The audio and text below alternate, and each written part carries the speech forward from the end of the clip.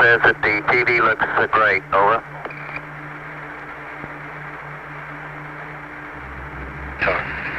Okay, Roger, we're nothing in on Earth. Hello, Apollo 11. Houston, did you copy? Over. Roger, we copied, Charlie. Roger, your transmissions the last couple of times have been about 2 by. Over. Okay, how do you read me now? Right, you're 5 by now. Okay, we're zooming the lens on in till it just about fill the monitor. Roger.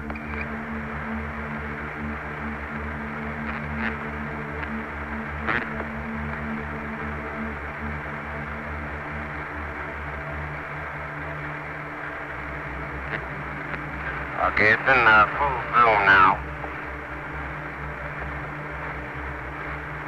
Copy 11. And how about the f-stop? Is 22 going to be adequate? Stand by. We'll get with the Goldstone TV guy. We don't have anything here at Houston. Stand by. Yeah, that's right. It looks good on the monitor as far as the f-stop goes, therefore we just assume it's okay at Goldstone.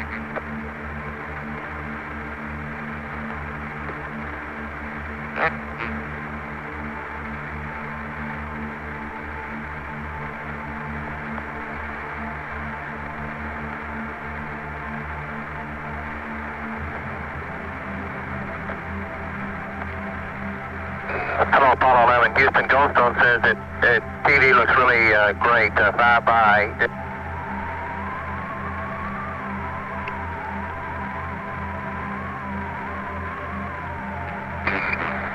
Okay, you just cut out, Charlie. We understand that it's looking great. We'll leave it the way it is and wait for you to come back on. All right, how do you read me now? Over. Bye-bye. Okay, my comments were from Goldstone that they see no white spots as we saw in 10. Looks like the AGC is working real well. The F-22 looks good. Over. Okay, very good. Well, we shut out the sun coming in some of the other windows into the spacecraft, so it's looking through the number 1 window, and there isn't any reflected light right now, so it ought to be a pretty good picture. Roger.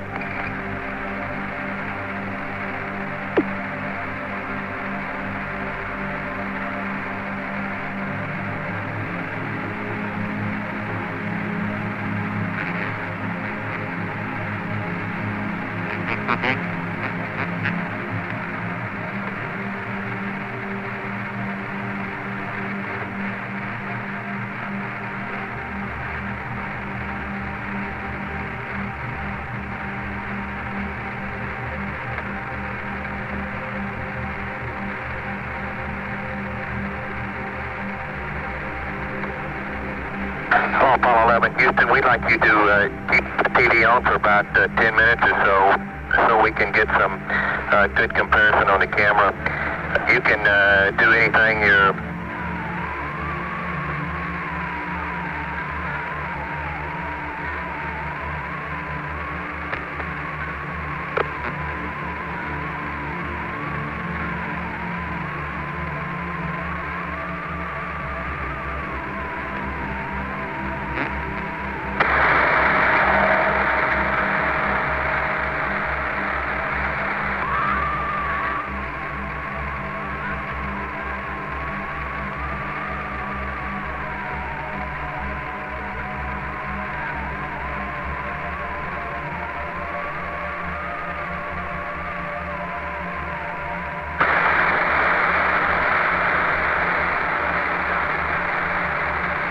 Apollo 11, over.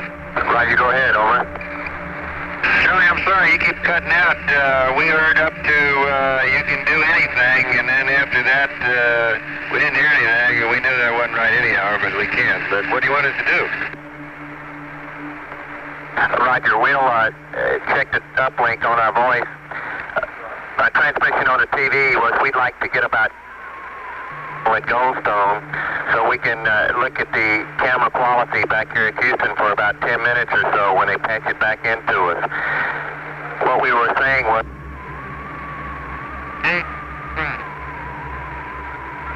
we'd like a little... Stand by. Start over with we were saying.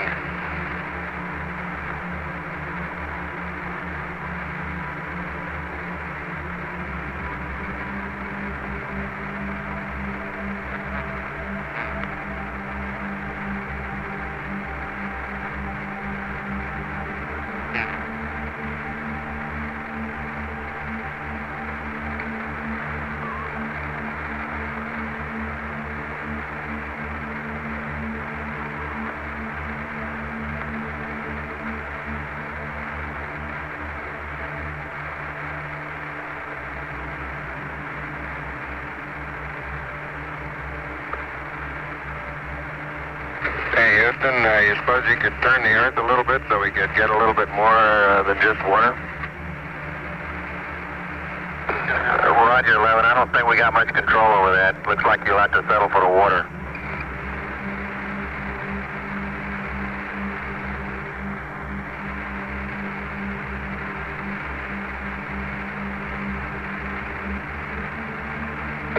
Houston, we're going to thinking about changing our voice uplink to another site. If you'll stand by, we'll see if we can improve the quality. Over.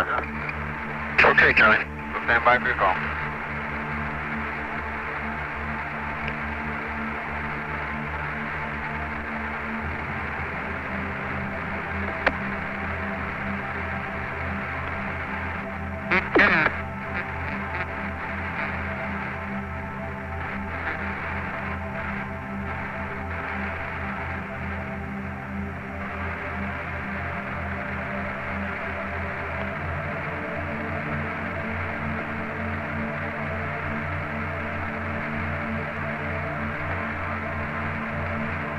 Apollo 11, Houston, we'll try once more on this TV request. We'd like 10 minutes worth of TV, and we'd like a narrative if you could give us one on the exterior shots. We also suggest you might try an interior position. Over.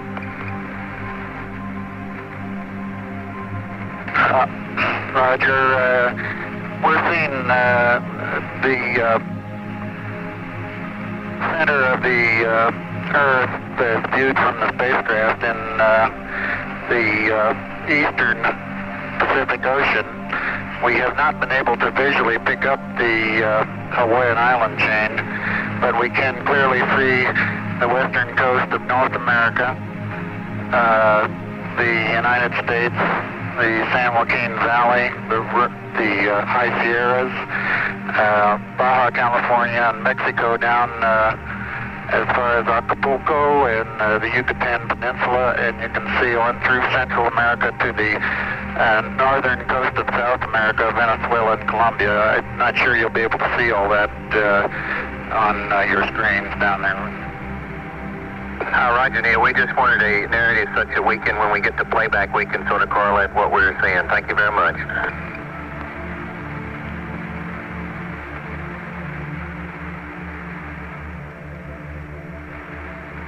I didn't see anything but the disky so far. Looks like they're hogging the windows. You're right.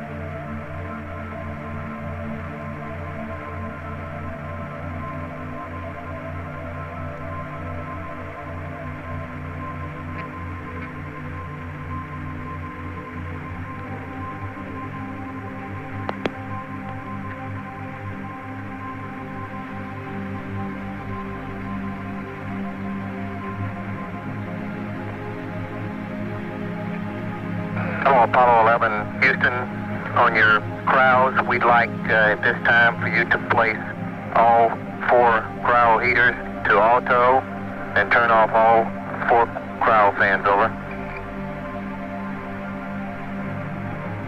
Okay, all 4 cryo heaters are auto. And all 4 cryo fans are off. Roger, that's going to be your sleep configuration. Okay. And Buzz will be terminating the battery charge in about a half hour. Roger.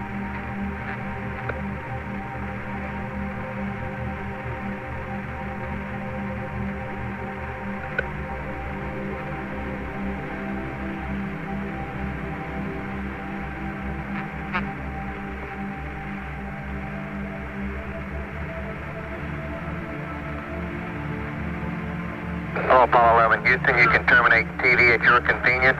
We've got enough tape, and you can start PTC at your convenience. The rates look super for starting up, over. Roger, Charlie.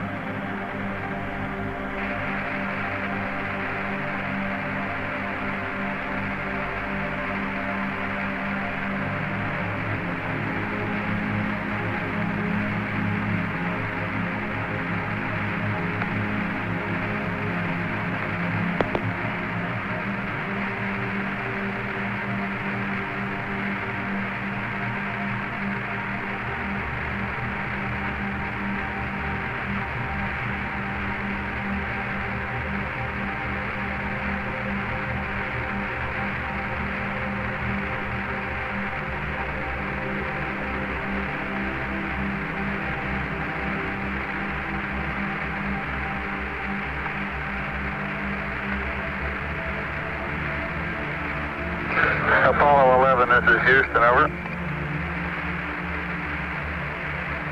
ahead, Houston.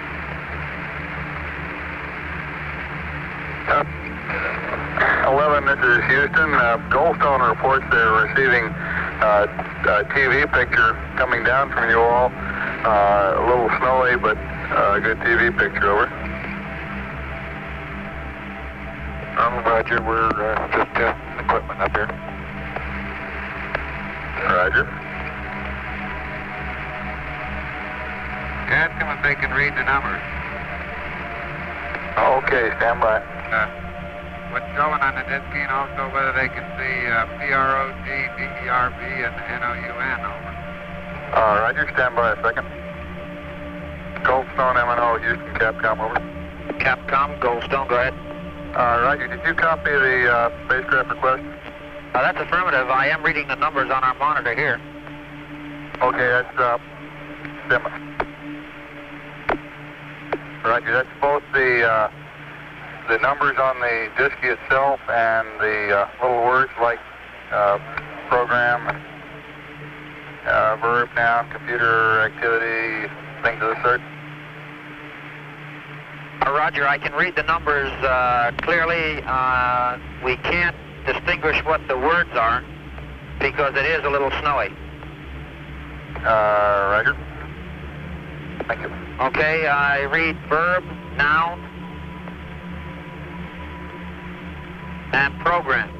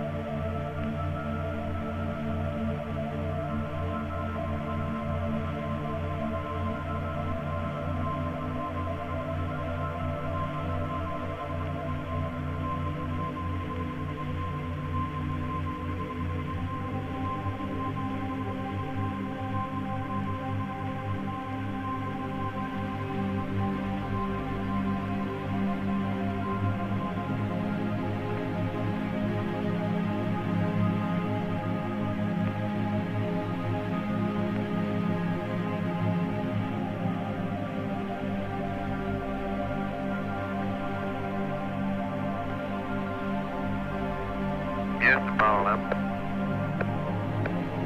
Go ahead, 11. Oh, Charlie, is that you? That's me. How are you there?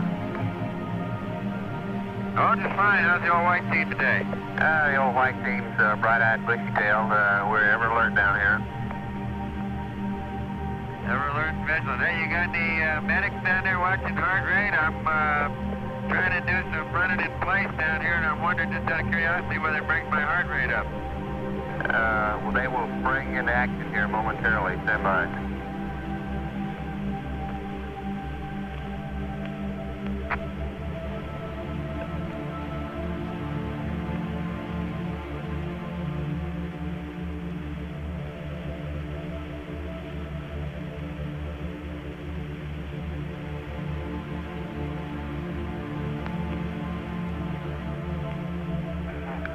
Hello, 11. We see your heart beating. Okay, well, look at the CDRs and the CMPs, see if they go up any. We're all running places, ready with places. I'd like to see that site. Why don't you give us a TV picture of that one? I think that's right. You got it. Okay, it's coming in a ghost zone, Buzz. I guess Bruce said we don't have it here in the center.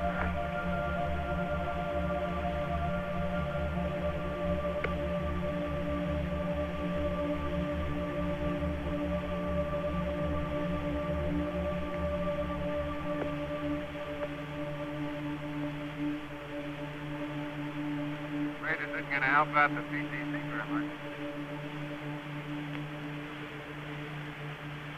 I don't know if it's a vibration or what it is, but it makes the pitch and yaw rate needles on FDAI number 1 jump up and down a little bit when we jump up and down. Right. All right. Ghost Zone, they said they see you running there, Mike. Okay. Ask him what he's running from.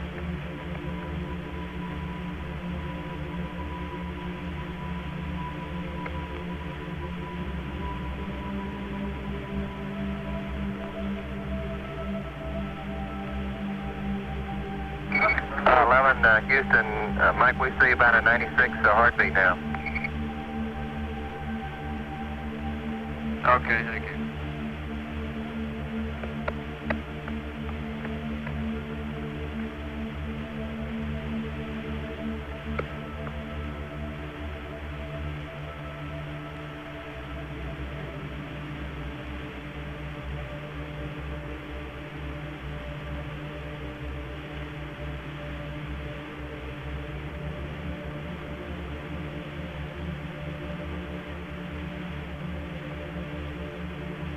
Well, that's about all is reasonable without getting hot and sweaty.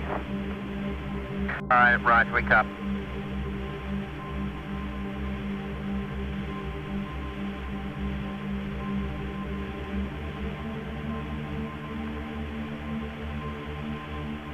Goldstone should be getting about the best picture of the Earth we can get right now. Roger, Mike. Thank you much. We got a little distortion in the horizontal direction. Standing on our monitor. I wonder if they're getting the same thing. Stand by, Buzz. I'll let you know.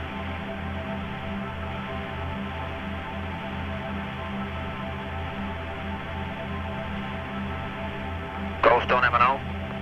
Okay, the cruise is complaining of some horizontal banding on their monitor. Do y'all see that on the picture? Stand by.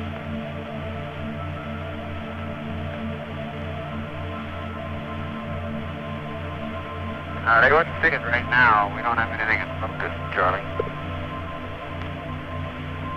Roger.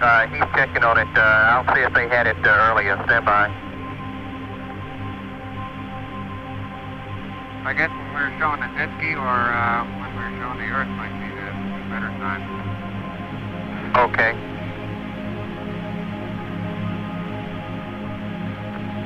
Houston, Capcom, Goldstone. Go ahead. Okay, our TV people confirm they see this horizontal bend. Okay. 11, Houston, the Goldstone TV people also see the banding when same time y'all do, over. Okay, would they call it a horizontal waviness instead of banding, maybe? No, I'm not talking to them directly. Stand by, Buzz. Let me see how they describe it. Ghost on M&O, Houston Capcom. Could you put the TV guy on the loop, please? Capcom Goldstone, roger.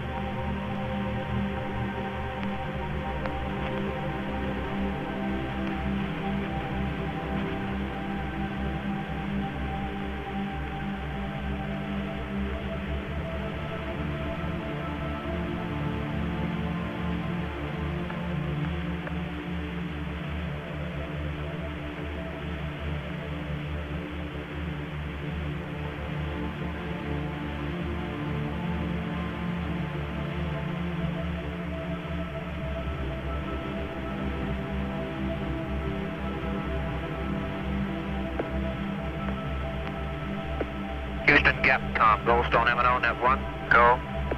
The TV people do not have access to Net 1 in that area. Suggest we use Net 2 for that purpose. Okay, going to Net 2.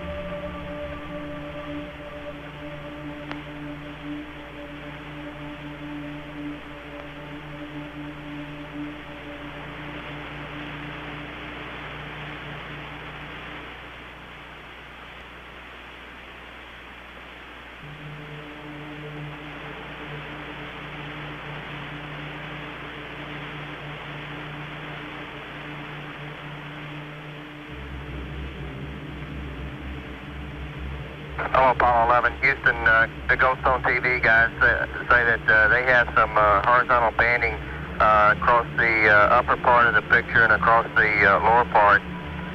They would consider the lines just straight, no waviness to them at all, over. Roger, understand. They do seem to distort vertical lines, though. Say again about the vertical lines, Buzz. Roger, when there's a vertical line, these horizontal bands tend to put small waves in it. Roger, I copy. He didn't mention that. Stand by, I'll check again.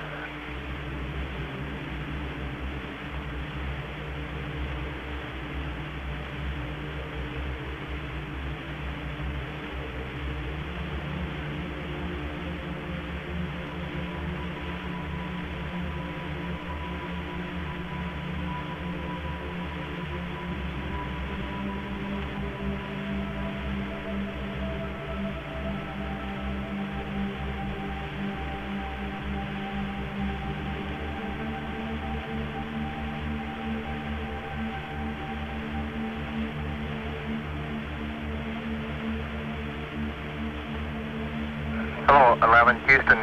The Goldstone TV said that when you get a sharp vertical line on a picture where the horizontal banding goes across, it does appear to bend it slightly. It's the same as Apollo 10, they said. Looks okay to them, over. Okay, understand. It's not our monitor. It must be the transmitter. All right, I guess so, Buzz. We'll have them look into it and see if they can suggest anything.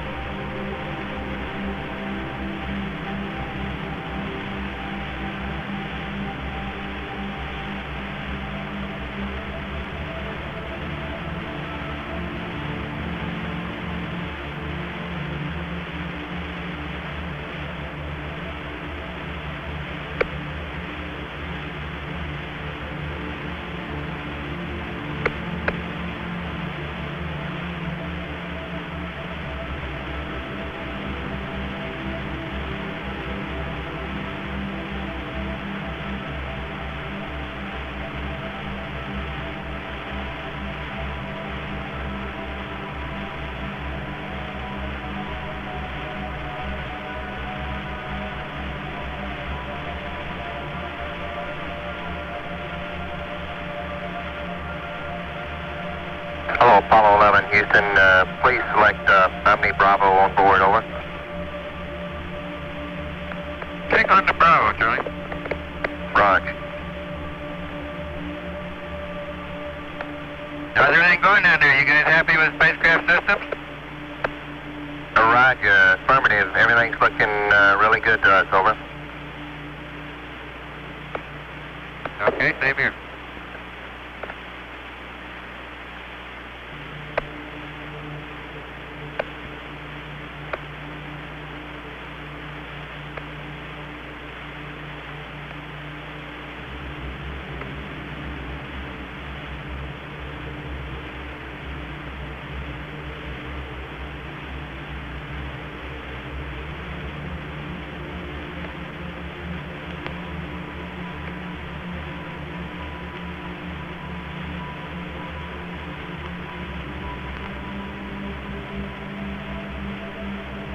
Charlie, how far out can you pick up TV off the Omni? Stand by.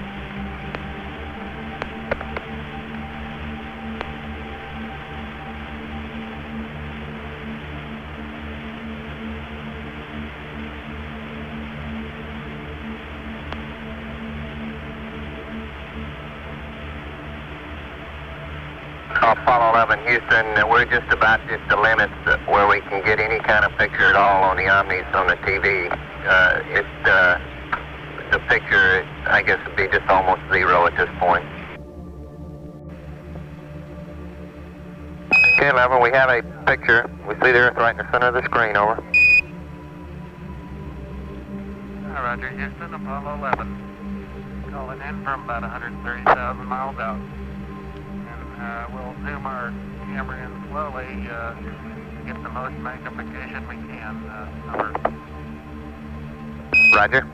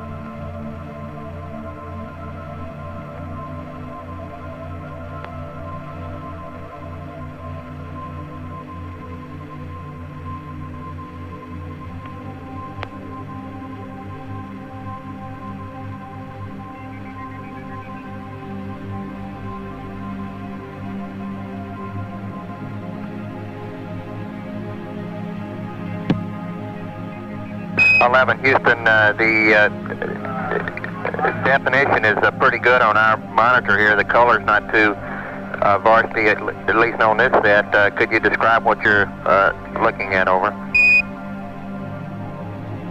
Roger, you're seeing Earth as we see it at our left-hand window, just a little more than a half Earth. We're looking at the eastern Pacific Ocean, and the north half of the top half of the screen we can see North America, Alaska, United States, Canada, Mexico, and Central America. South America becomes invisible just off beyond the terminator or inside the shadow. We can see the oceans with a definite blue cast, see white bands of major cloud formations across the Earth, and can see coastlines, pick out the western U.S., San Joaquin Valley, the Sierra Mountain Range, the peninsula of Baja California, and can see some cloud formations over southeastern U.S. There's one definite mild storm southwest of Alaska. looks like about 500 to 1,000 miles. And another very minor storm showing the south end of the screen near the, a long way south of the equator, probably 45 degrees or more south latitude. You can pick out the browns in the landforms pretty well. The greens do not show up very well. Some green showing along the northwestern coast of the United States and northwestern coast of Canada. Roger, 11. It's a pretty good picture on clarity here. We're having, can you tell us, it appears to us that there are two distinct cloud formations trending east-west, one approximately about along the equator and one around 30 or so south latitude. Could you tell us exactly where those cross the land masses over?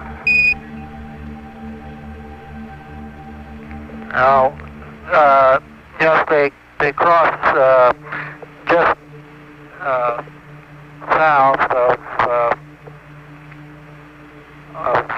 the lower part of Mexico, probably through Central America. That is the equatorial band, which we assume to be the intertropical convergence zone. The other band, which is about 30 south, correctly seems to appear to join equator at the far left, or just beyond the horizon on the left edge of Earth, or at least looks like it's going to join it. We don't have an explanation for that banding. Roger, Neil. Thank you. It also appears that just to the left of the terminator, up in the northern hemisphere, there's a cloud band trending, a gap in the clouds trending northwest, southeast. It appears to us that comes in about over the northern United States, or perhaps the central United States. Is that about correct? Over.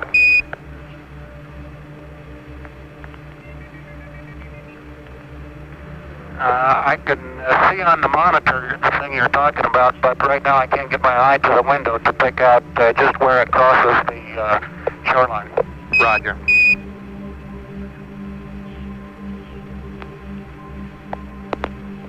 You guys are doing a good job. It's a real steady picture here. Where clarity is excellent. The color, the clouds are, the whites are distinct. The rest of it looks like to me anyway, on the monitor I'm observing, is a fairly greenish blue, is the way I describe it. Over.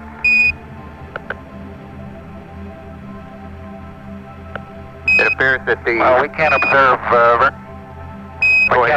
observe much green from the spacecraft. Roger. On this monitor, the land masses appear to be just a darker grayish color rather than a brown. Well, it's true that we do not have the depth of color at this range that we enjoyed at 50,000 miles out. However, the oceans still are a definite blue, and the continents are generally brownish in cast, although it is true that they're tending more toward gray now than they were at the closer ranges. Roger, 11. We've been, I've just been vectored to another monitor, and sure enough, the browns are coming in a lot more distinctly on the IDA4 that we have up on our screen in the control center. Over.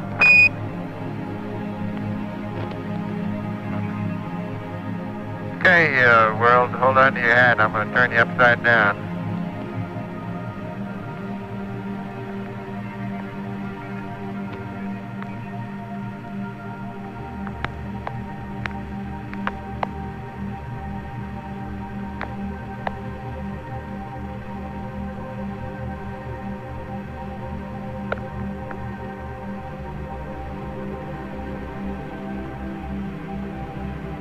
Yeah, 11, that's a pretty good roll there.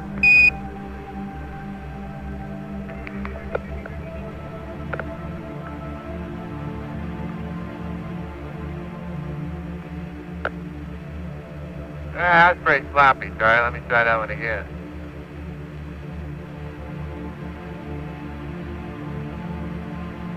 You'll never beat out the Thunderbird.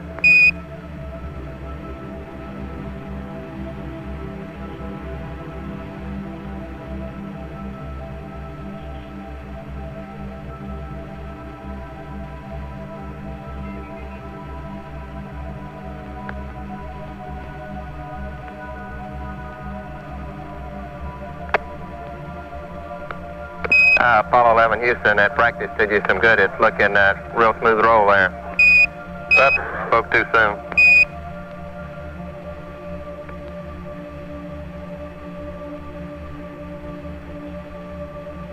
I'm making myself seasick doing it, Charlie. I'll just put you back right side up where you belong. Roger. You don't get to do that every day.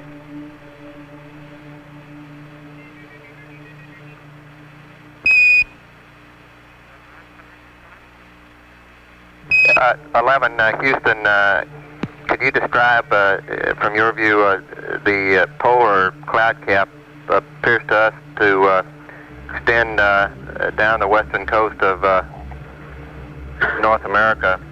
Would you estimate how far it extends down? Over.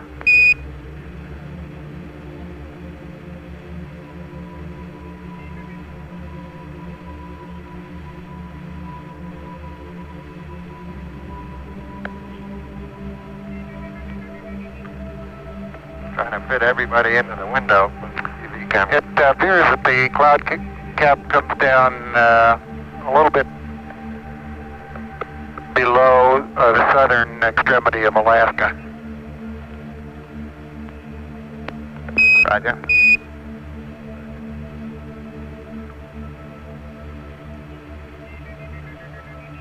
We've 11. We've lost our picture here now.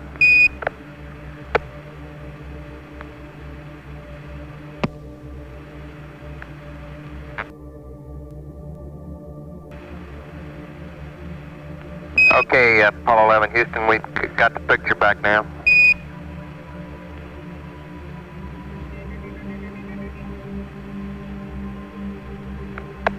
Unfortunately, we only have one window that has a view of the Earth, and it's filled up with the TV camera, so your view now is probably better than ours is. Roger, we copy. 11 Houston, if you could comply, we'd like to see some smiling faces up there. If you could give us some interior views, I'm sure everybody'd like to see you. Over. Okay, we'll reconfigure the TV for that. Roger.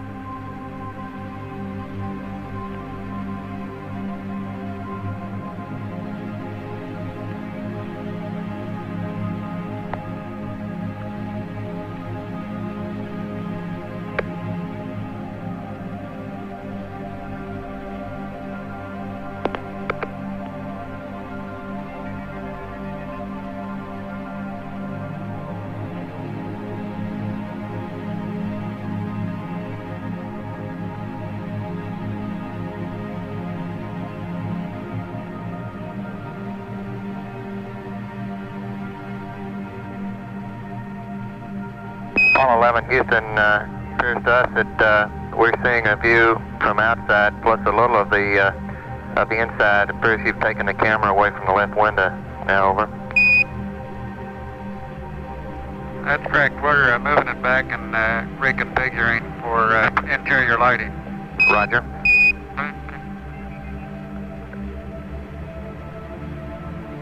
We can still see the Earth through the left window, and it appears that we can see a floodlight off to the left, either that or some sun shafting through the hatch window. It's floodlight. Now we're coming in. Can't quite make out who that had.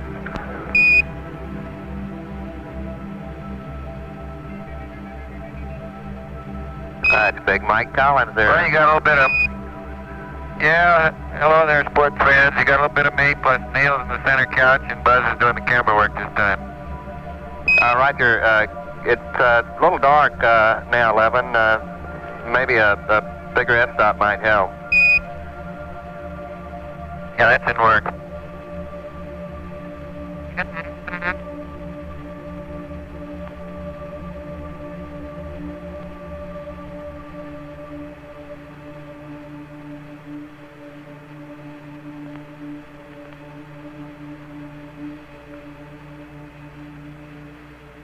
It's getting a lot better now, 11. Mike, you're coming in 5 by. I got a good... Well, I put on a coat and tie if I'd known about this ahead of time. Is Buzz holding your cue cards for you, over? Cue cards have a no. We have no intention of competing with the professionals, believe me. We are very comfortable up here, though. We do have a happy home. There's plenty of room for the three of us, and I think we're all learning to find our favorite little corner to sit in. The Zero G is very comfortable, but after a while you get to the point where you sort of get tired of rattling around and banging off the ceiling and the floor and the side, so you tend to find a little corner somewhere and put your knees up or something like that to wedge yourself in, and that seems more at home. Roger, looks like Neil is coming in 5 by there. 11, Mike, see you in the background. The definition is really outstanding. The colors are good. It's a real good picture we're getting here of the Commander Armstrong. Buzz, when you take the camera over towards the window with the sun shining through it, tend to blank it out, though. Yeah, Neil's standing on his head again. He's trying to make me nervous. Roger.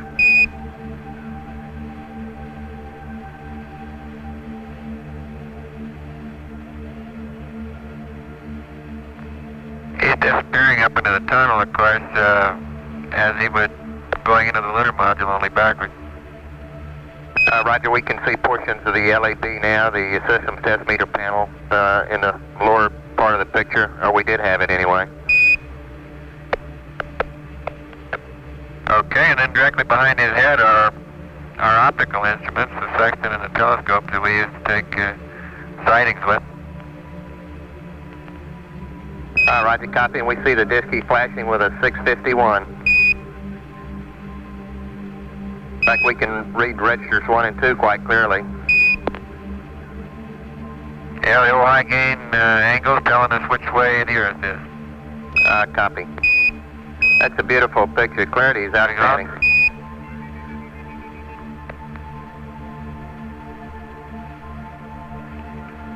We can also give you the time of day in our system of mission elapsed time, 34 hours, 16 minutes, and 18 seconds.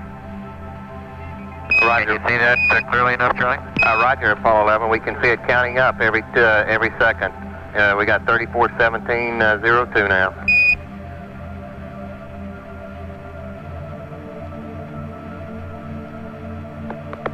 Okay, back to the high gain angles.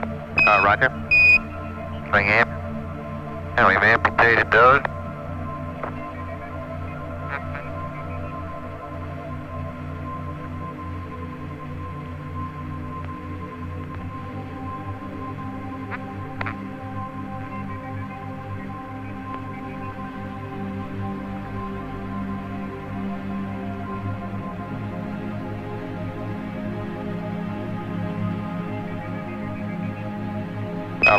Houston, we have a beautiful rainbow there, and as you move the camera around rapidly, that looks like the star chart coming into view now, over. Yeah, those are Buzz's 2 star charts that he is using right now as sunshades over the right-hand window, window number 5. Roger, we see the sun shining in through it behind him and plotting out the correction, the ecliptic plane, and the stars that you're using for the navigation. You're right. He doesn't really need the charts, he's got them memorized, they're just for show. We copy. Well, we're pointing up in this direction. We see out our side windows the sun going by, and of course out one of our windows right now we've got the Earth. Now right behind my window, of course we have the sun, because the sun is illuminating the star chart that we see. This line represents the ecliptic plane, and these lines, vertical lines, represent our reference system that the spacecraft is using at this time. As we approach the moon will gradually grow larger and larger in size, and eventually it will be in the eclipse. It will be eclipsing the sun as we go behind it as we approach the lunar orbit insertion maneuver. Roger, 11. Could you attempt a little bit better focus there, 11, over?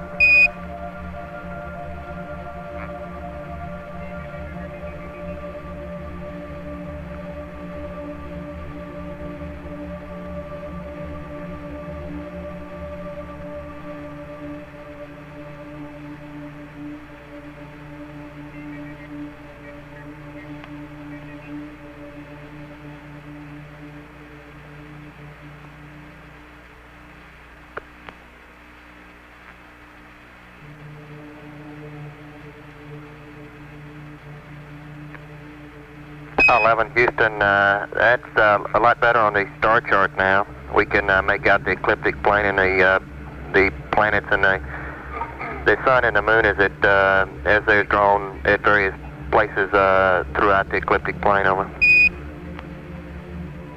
Okay, Charlie.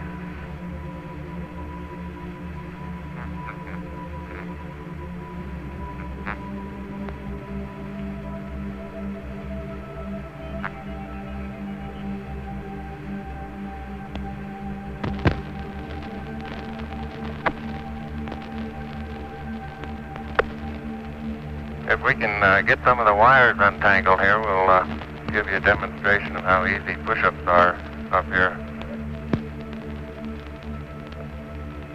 11, Roger. Good view of buzz there.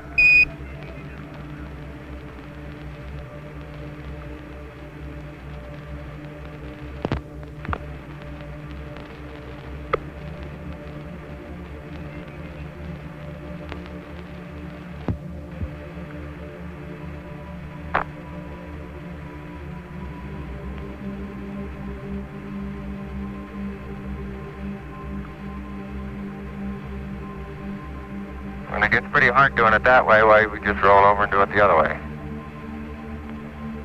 Roger, we copy. Couldn't figure out whether that was a chin-up or a push-up. Just take your choice, I guess.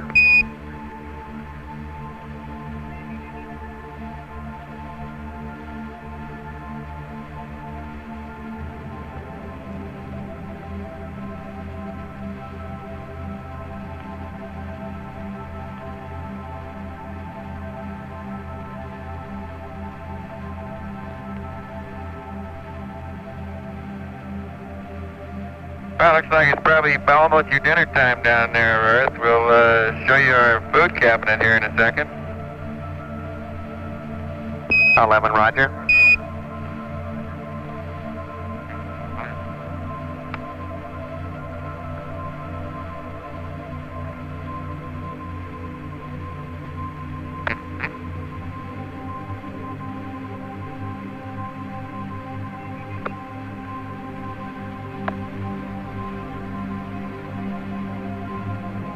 Houston, we see a box full of goodies there, over.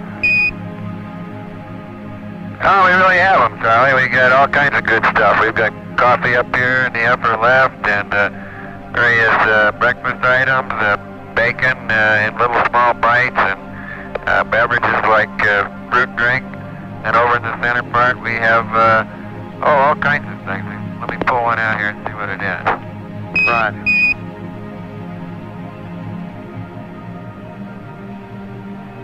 Would you believe you're looking at chicken stew here? All you have to do is 3 ounces of hot water for 5 or 10 minutes. Now we get our hot water out of a little spigot up here with a filter on it that filters any gases that may be in the drinking water out, and we just stick the end of this little tube in the end of the spigot and pull the trigger 3 times for 3 ounces of hot water, and then mush it up and slice the end off it, and there you go, beautiful chicken stew. Sounds delicious.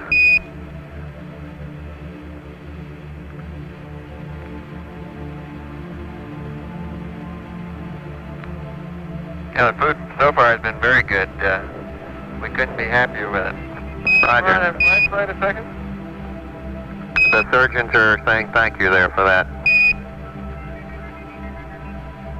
And it is sort of down in a dark corner, so we have a flashlight here to help us see things. And if I can let go of it carefully, it'll just hold itself right where it is. Roger. As long as disturb it will.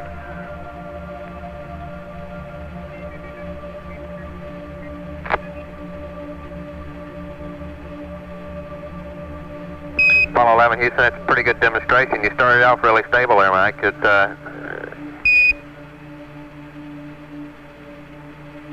the problem is, no matter how carefully you let go, you bump it just a tiny little bit, set it in motion, and once in motion, there she goes.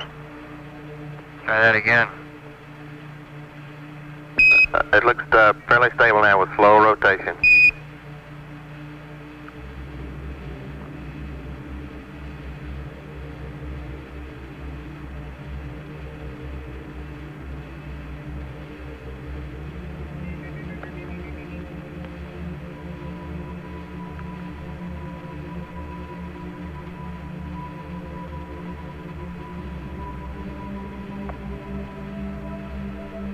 Well, so much for the food department. I'm going to close up the store down here.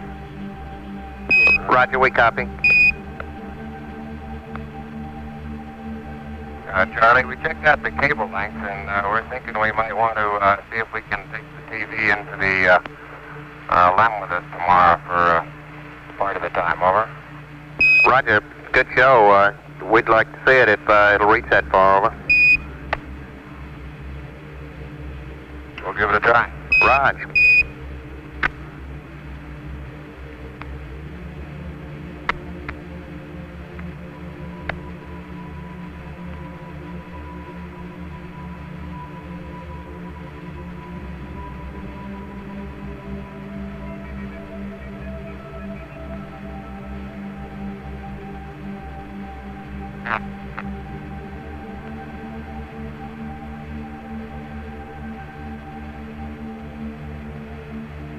Now, where I sleep is down underneath this couch. Houston, Roger. Slowly sinking into the sack there.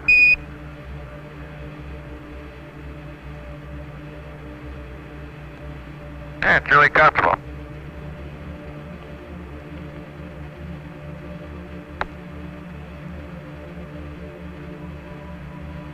Forgot to give Buzzy's flashlight back.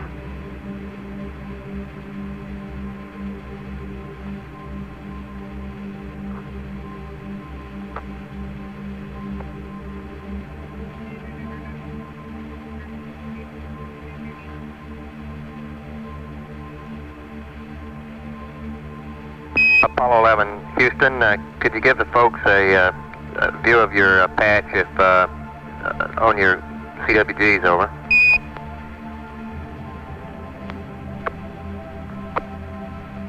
Yeah, stand by, Charlie. We'll try to give you a close-up. All right.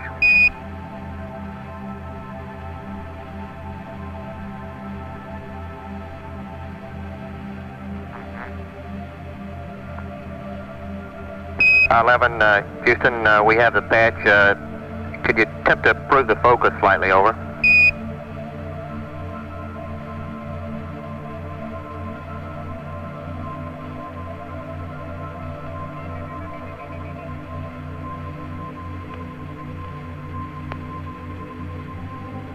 11 Houston, the scan on the camera makes the, that's a little bit better now. The flashlight seems to flicker due to the scan on the TV. We can't see the eagle. Now that's a little bit better, over.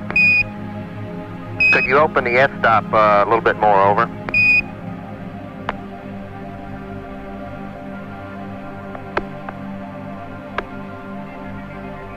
Yeah, it's open all the way. We're going to have to move Buzz around a little bit. Roger.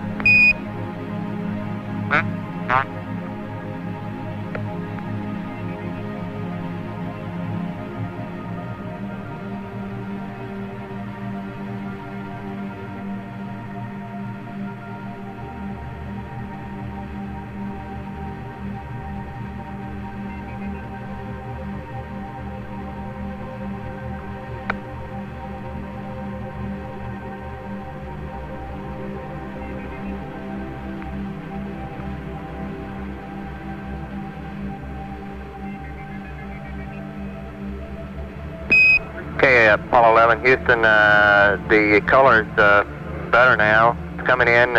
We could attempt a little bit better focus on it. There we go. Our focus is a lot better now. We see the eagle coming right in on the lunar surface, over. That's very good now.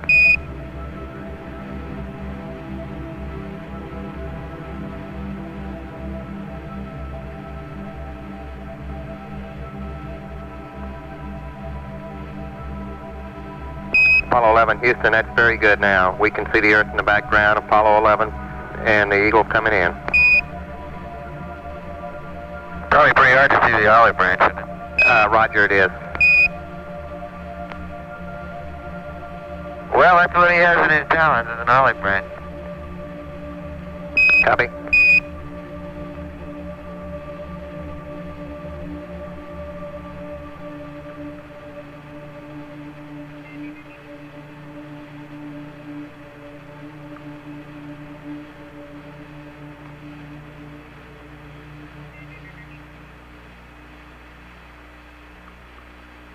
Apollo 11, Houston, we're really impressed with the clarity and the detail that we have in the picture. The colors are, now it's really an excellent picture now that I'm looking at on our monitor, which is about 12 seconds before the networks can get it out due to the conversion that we have here on our TV converter. We're looking at the controls and display, the main display console, and we can see the disky up on the panel, over.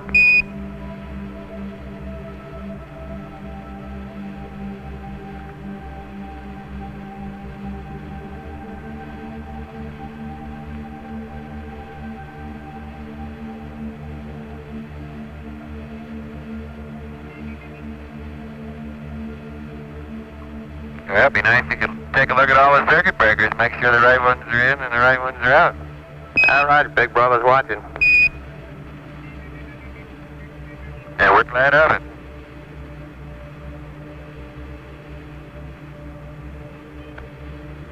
Well, you guys sure been doing a good job of watching us, Charlie. We appreciate it.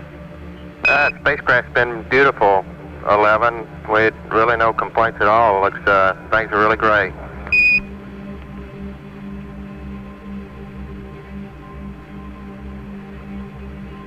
Can you see us disky on the NBC? That's affirmative. It appears that can't quite tell what program. We look like we're in Pooh. We see you punching in a verb 35, I think it is. Over. Yeah, might as well tell the econ or tell the GNCs and everybody to hold on their hat, and I'll push the enter button. Roger.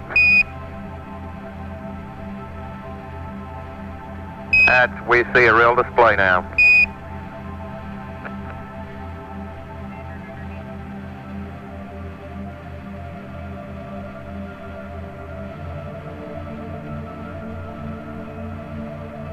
That's a good demonstration of how our crew has the interface with the computer, talking to the programs and all that we have in the computer. Well, that's right, Charlie. Sometimes it tells us things, and sometimes we tell it things, and mostly it talks to us.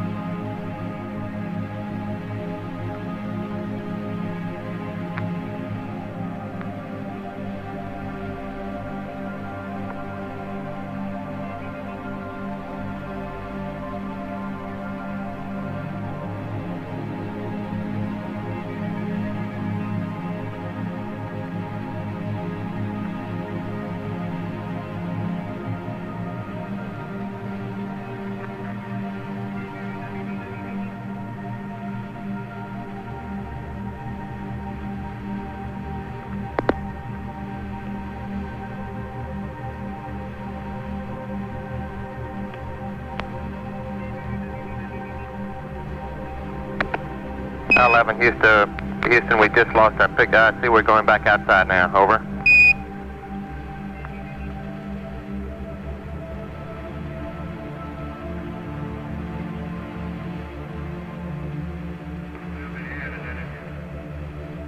Uh, 11 Houston, you copy? Over. Roger, we copy. And as we pan back out to the distance at which we see the Earth, we'll have Apollo 11 signing off. Roger, Apollo 11. Thank you much for the show. It's a real good half hour. Appreciate it. Thank you very much. Out.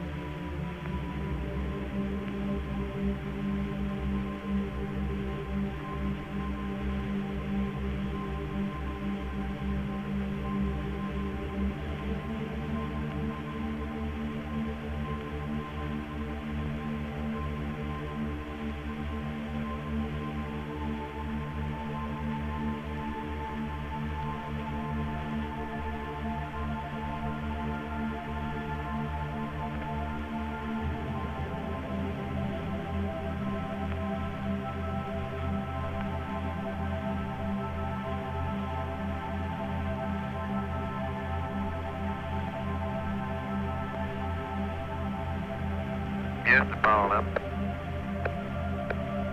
Go ahead, 11. Oh, Charlie, is that you? That's me. How are you there? Oh, just fine. How's the old white team today? The old white team's bright-eyed, bushy-tailed. We're ever alert down here. Ever alert and vigilant. Hey, you got any medics down there watching heart rate? I'm trying to do some running in place down here, and I'm wondering, just out of curiosity, whether it brings my heart rate up. Well, they will spring into action here momentarily. Stand by.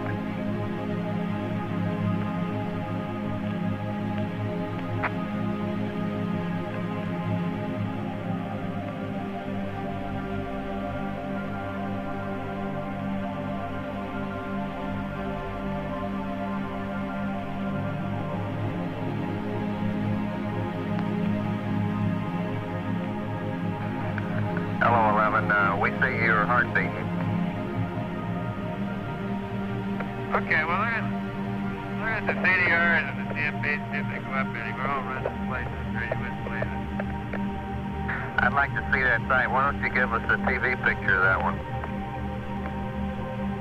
I think that's right. You got it. Okay, it's coming in the Goldstone, Buzz. Guess Bruce said we don't have it here in the center.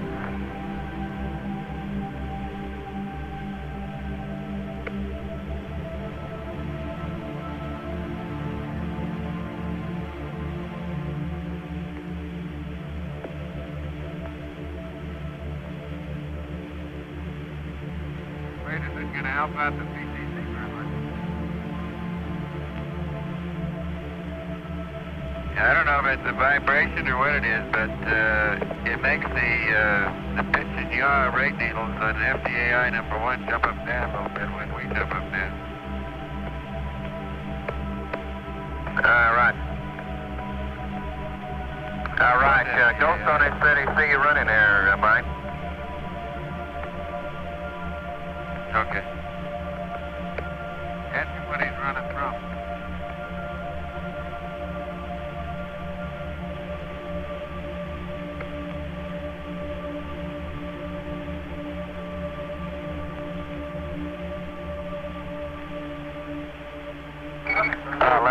Houston, Mike, we see about a 96 heartbeat now. Okay, thank you.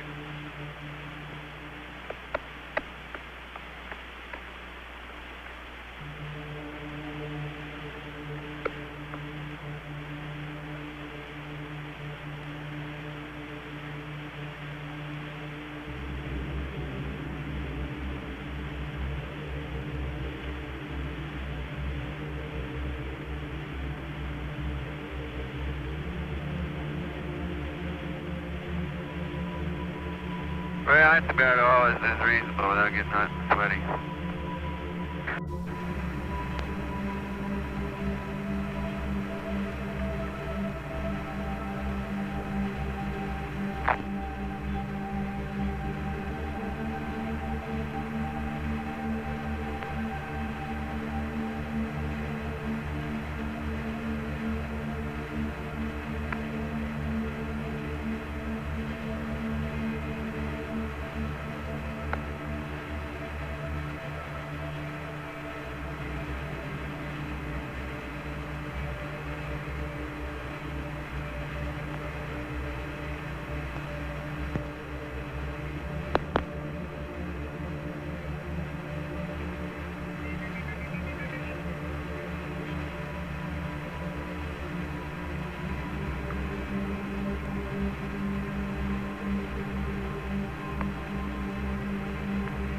Apollo 11, Houston, we're getting the TV at Goldstone. We're not quite configured here at Houston.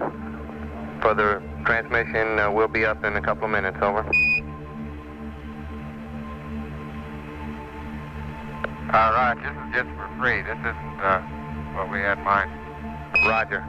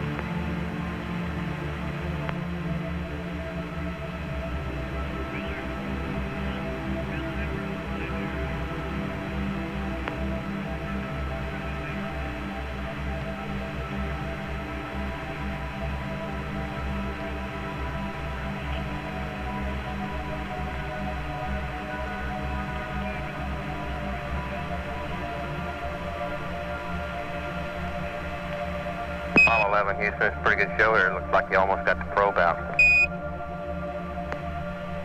Yeah, it's moved now. Can you see that? Roger, Neil's really good.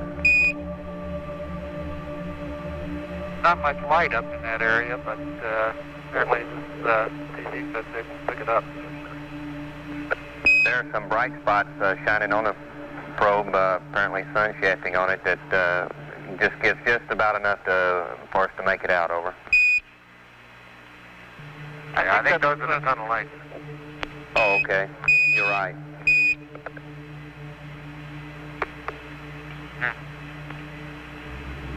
Okay, it's moved now, coming down.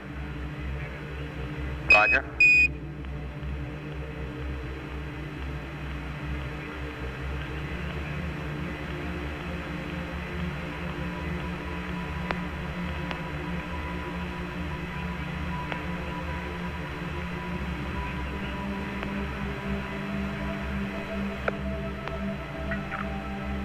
Looks like it's a little bit easier than doing that in the chamber. You bet. It's the only way to take it easy. It's pretty massive, but it goes where you direct it. 11, Houston, that's a beautiful picture now we got. We're looking at 12-second delay, and to us, you're just bringing it down by the optics now.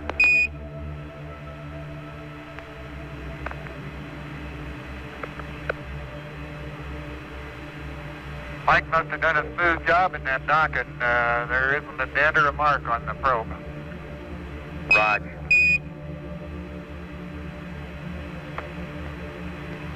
We're really getting a great picture here, 11, over.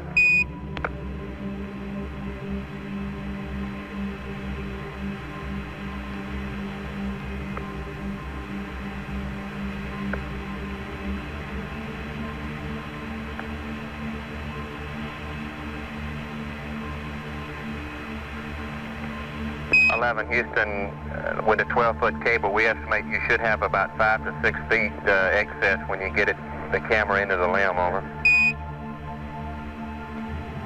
Roger. We can see the probe now. A correction, the drogue. Roger.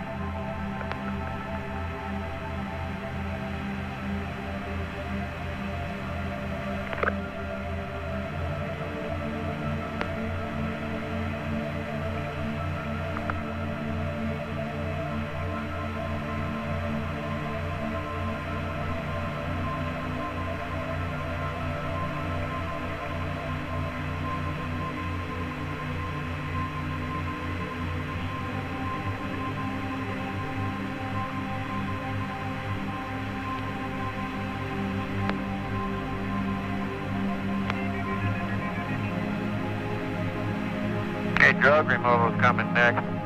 Roger. As we suspected.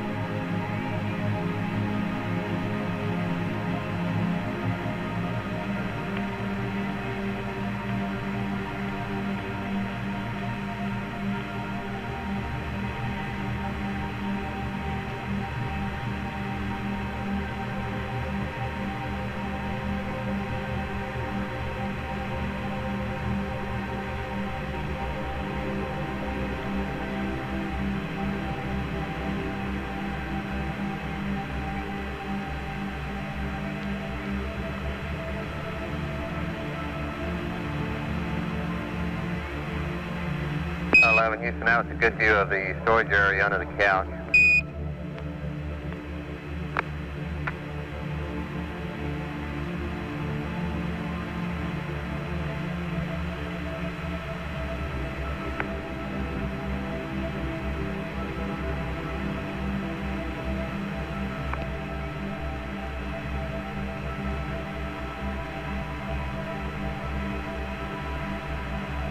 Houston, looks like it's pretty crowded in there with that drogue, over. Oh, not really bad. This TV cable is getting in the way.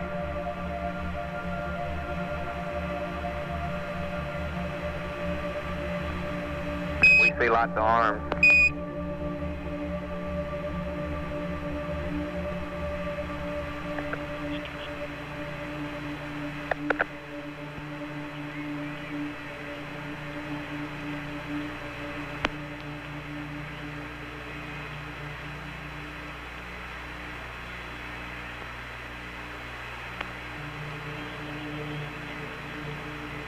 Only problem, Charlie, is these TV stagehands don't know where they stand. Well, he doesn't really have a union card there. We can't really complain too much, I guess.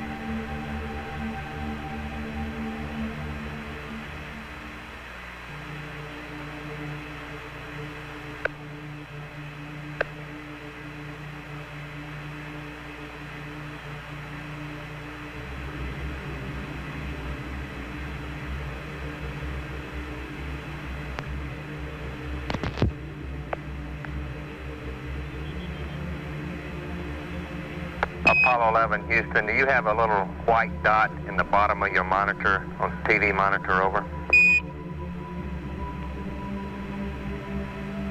Roger, we do. Roger, I guess part of the camera's been burned out down there. These are really beautiful pictures now, Buzz, over. Real clear.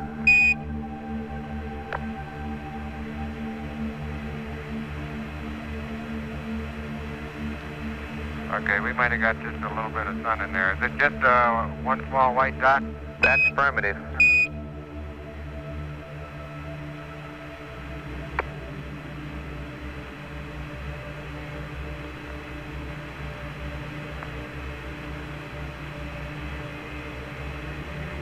Sun?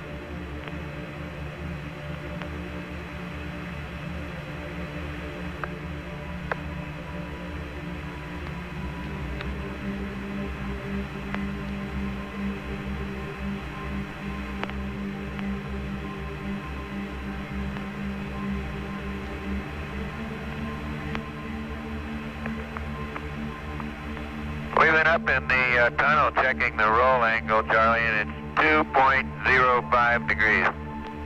Roger, copy 2.05 on the roll cal. And that's a plus.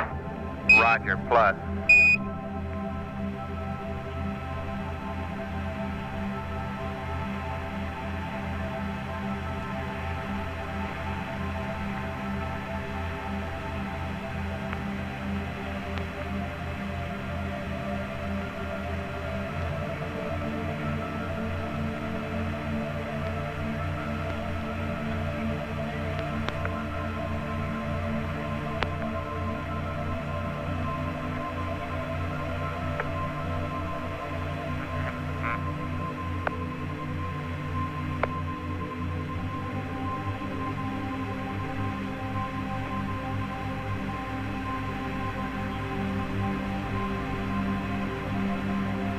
Houston, the tunnel looks pretty clear to us. Somebody going up there now. Over.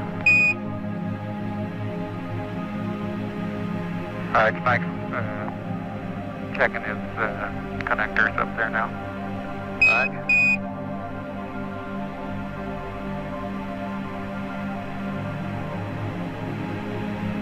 Houston, the lighting up in there looks very good to us at this time. Over.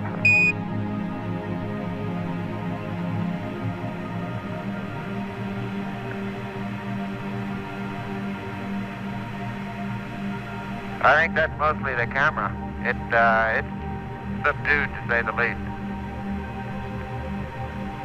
Roger, it's gathering pretty well to us. We see everything quite clearly up in there.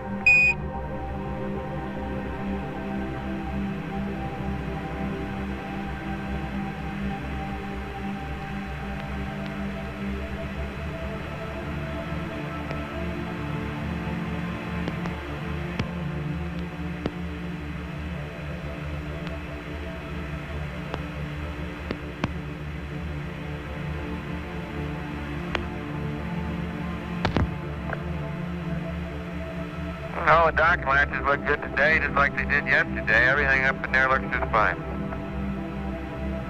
That sounds fine to us, over.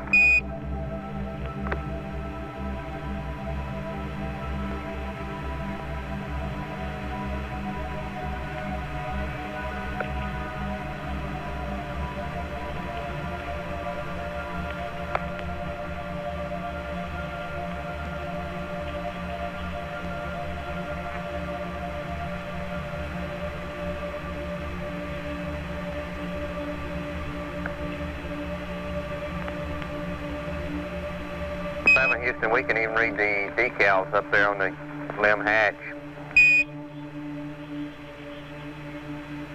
Let me zoom it up and see how much you can read. Okay.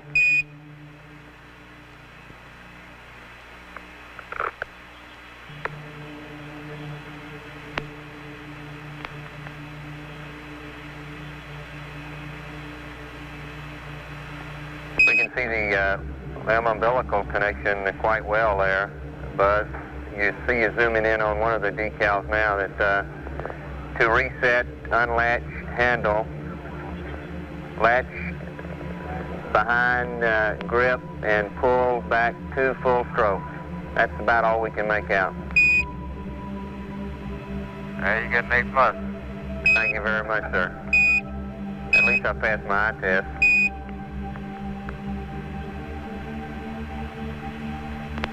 I'm standing 6 feet from it, Charlie. You can read it better than I can. There's something wrong with the system. Roger.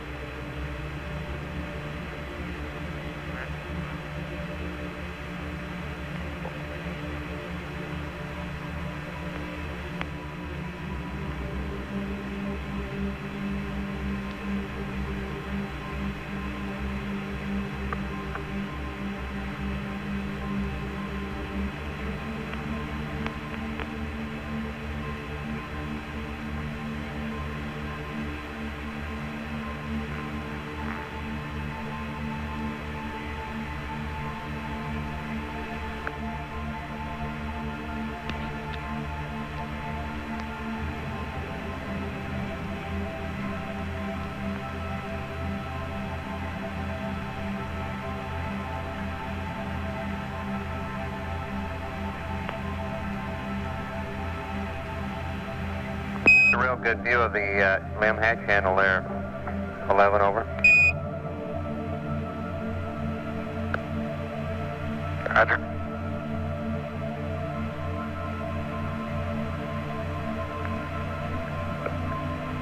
Looks like we'll be ready to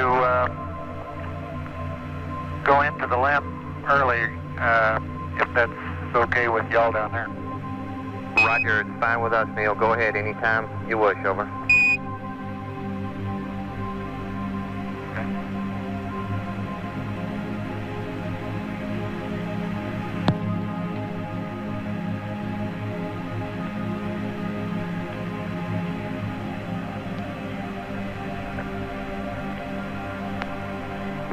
Houston, the white spot you see on your monitor, our TV people say it is a burn spot, but they expect it to dissipate after a couple hours, over.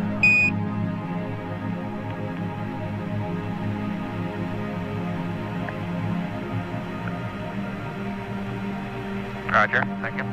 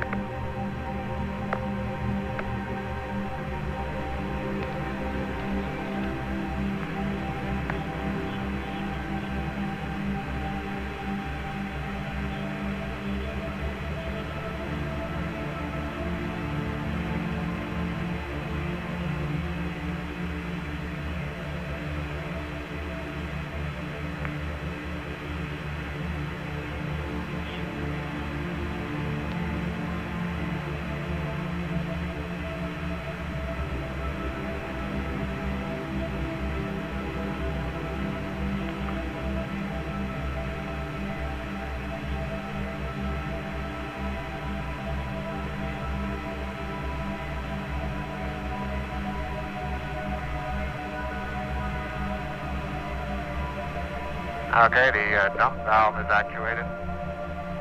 Roger, copy, 11. We see that very clearly. Is that U-bus with your hand on it?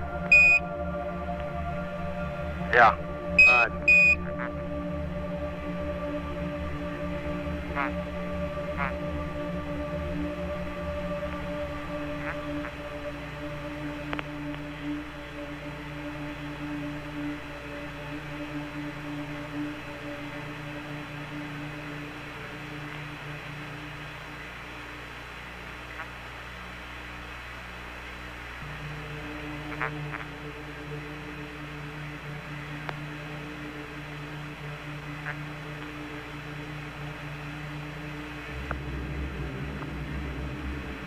Houston, we're really amazed at the quality of the picture up in the tunnel. It's really superb, over.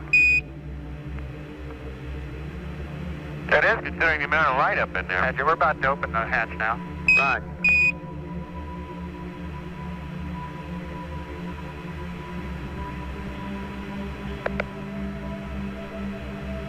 There's that same guy that when you open up the door, why he's waiting there for you and he turns the lights on.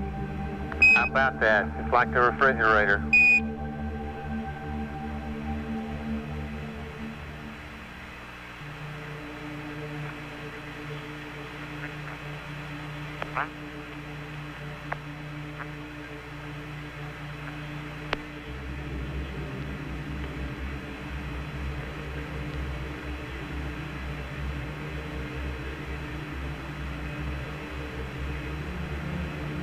Buzz, the view in through by your left shoulder there is good. We can see the Aspen engine cover, the Velcro on it, and that's about all we can make out right now.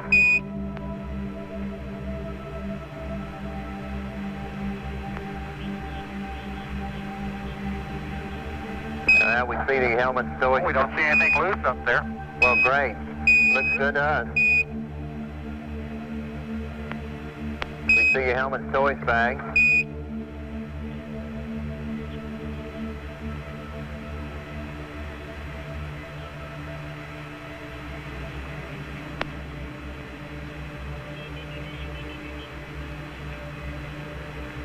Channel 11 Houston, we got a view of the Plis there off the right of our screen.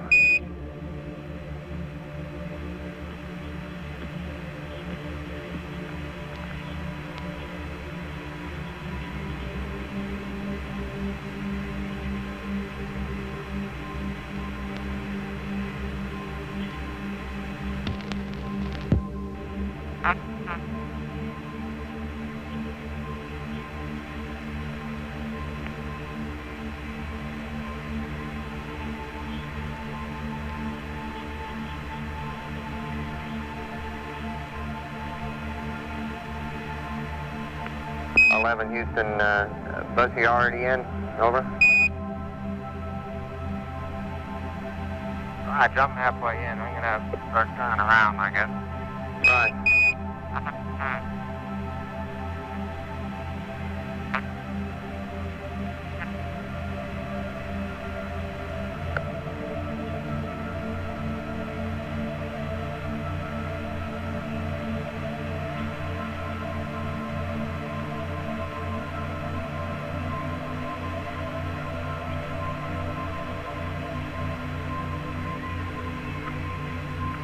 Apollo 11 Houston, we'd like you to read out the LCG reservoir site level, over.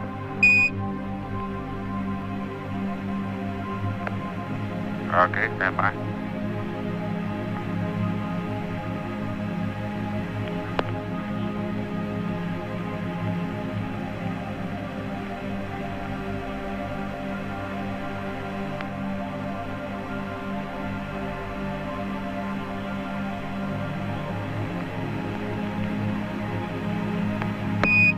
At 11, we have a good view of the window there.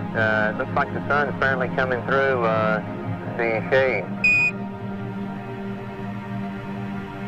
Yeah, I'm afraid it's we're just about plus Z toward the sun. That's affirmative. This attitude puts both windows right towards the sun for the limb, over. Well, that may be good in some respects.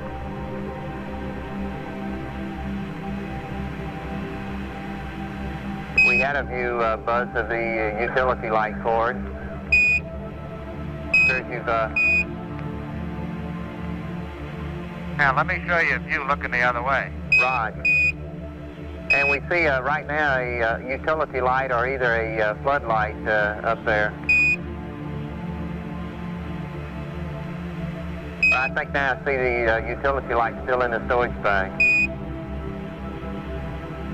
Hey, that's a great shot right there. We see you in there.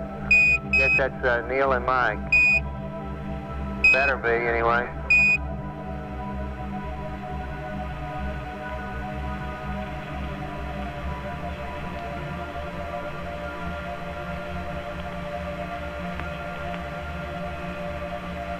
We see you waving.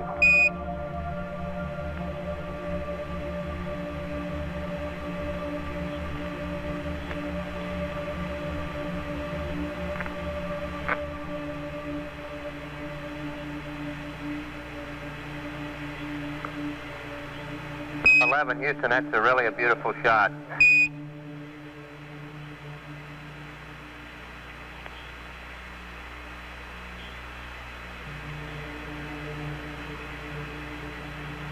Houston, we didn't quite decipher that signal. It just came from the CMP. Just say hello. On the LCG sight gauge, you got about, it looks like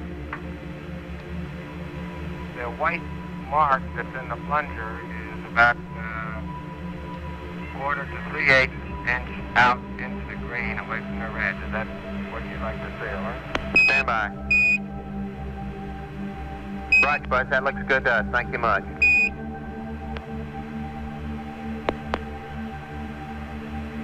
It is the white index, is it not, that you're interested in comparing whether it's in the red or green? Stand by. That's affirmative, Buzz. It looks good. That's a good reading for us, over. Okay. We had a shot a moment ago of the suit disconnect valve.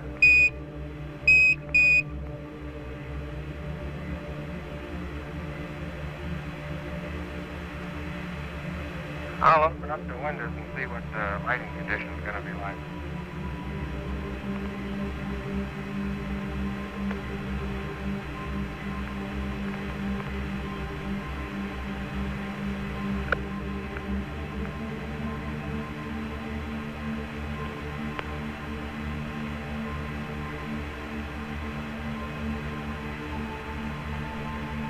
Houston, that's a real good view. We have the AOT. You're back now, Buzz, and notice you're taking down one of the window shades, over. The light is superb. Yeah, how's the sun coming in? How's the sun coming in from this direction going to affect what you can see? It made it really super. The lighting is excellent in the limb right now. We can make out the AOT, the ISA, and the left-hand window is a little glare off of that, but the LMP side, with the shade down, it's really excellent, over.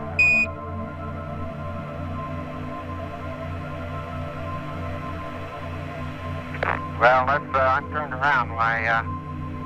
I took the shade off my side first.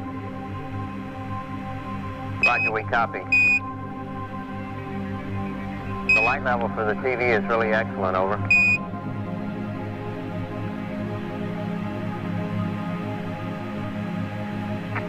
Yeah, the lighting in the lab is very nice. I'm just like completely day-lit and everything is just a good bit lighter than the tunnel was earlier. Roger, we got a good view now, Neil, of the DETA and also Buzz's ACA.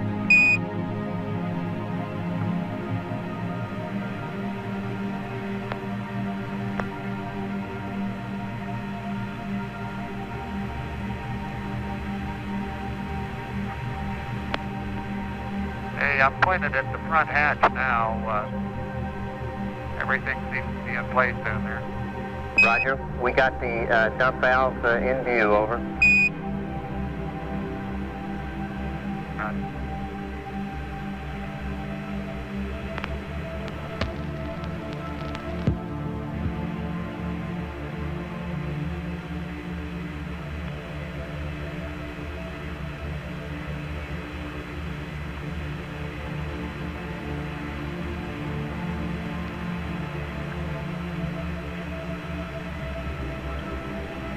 Houston, we see you removing the ISA now, pulling it up, putting it up by the AOT. The instrument panels are coming into view behind. Yeah, I think probably the best we've done that we have learned to put it back over the instrument panel instead of putting it up over the splits in the recharge station. Would you care to comment on that one? We could do either just as easily. Stand by. We'll have an answer for you momentarily. 11 Houston, it's really a super shot of the main display.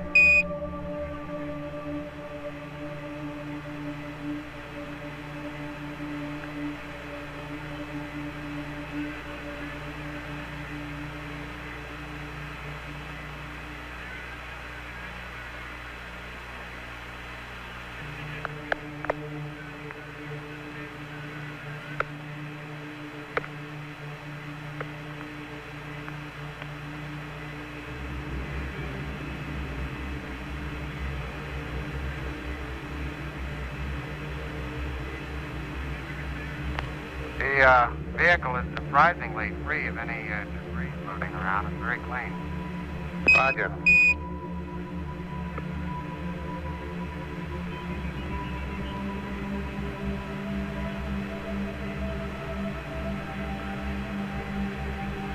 Houston, it's pretty hard to describe this view. It's really, really great.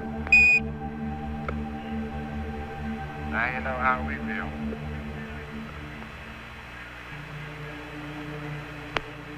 Okay, Neil's OPS is about 5800. Copy. And mine's about 5800 also. Copy.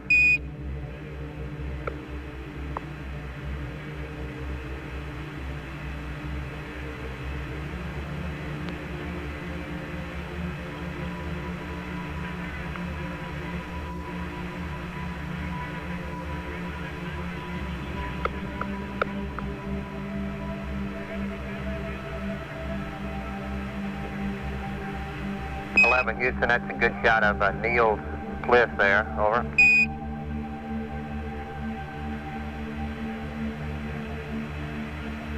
No, that's mine.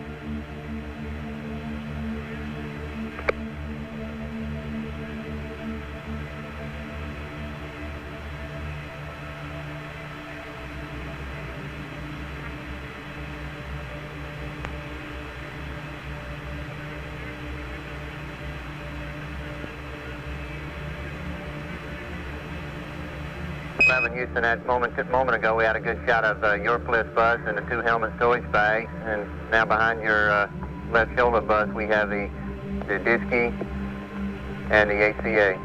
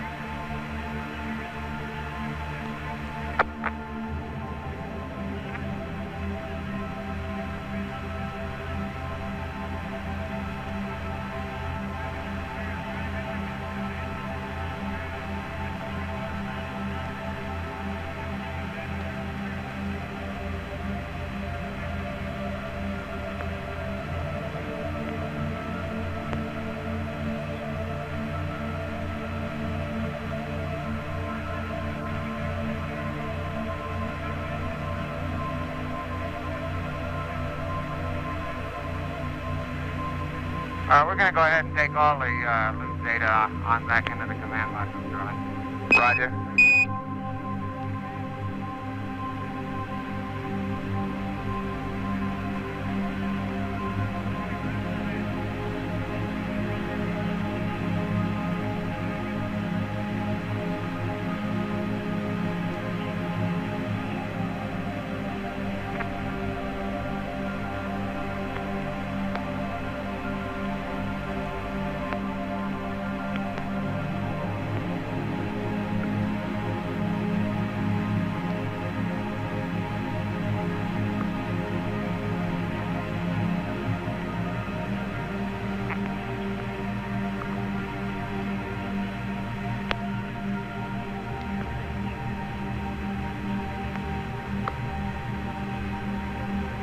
Apollo 11, Houston, buzz it appears that you attempting to put on the sun filter and viewing the sun through the AOT, over.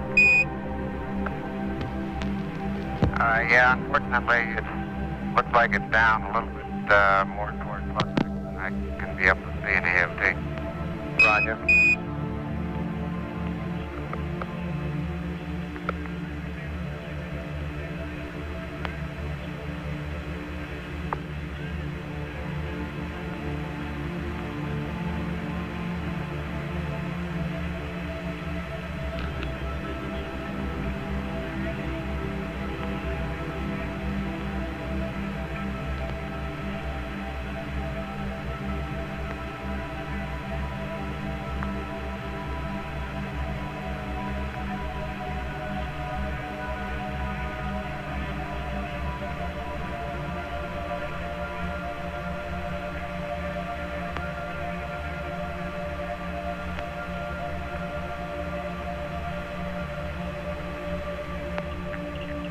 We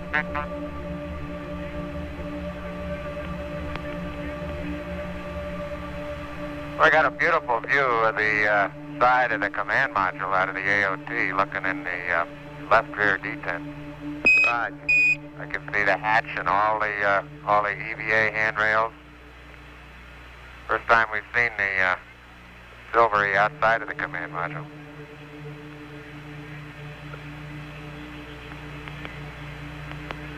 I can read the letters on the hatch cover that say boost cover release, and the big yellow arrow that points toward the opening place where the tool B goes. Right.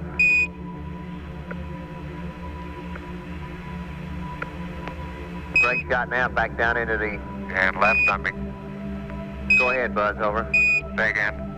I'm just saying we got a great shot looking And the back left into the detent, command I see module. Okay.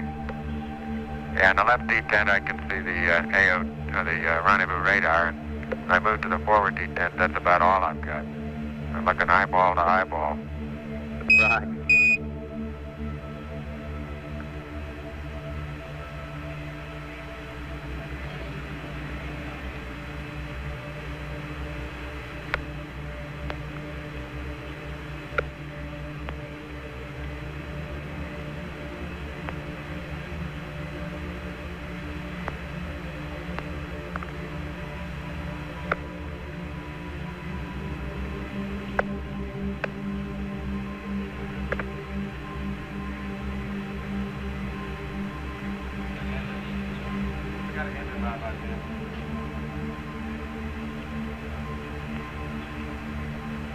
Charlie, is there any concern about the duration that we ought to have the window shades open? Stand by. We don't have any circulation in here, and might get a little on the warm side. Right.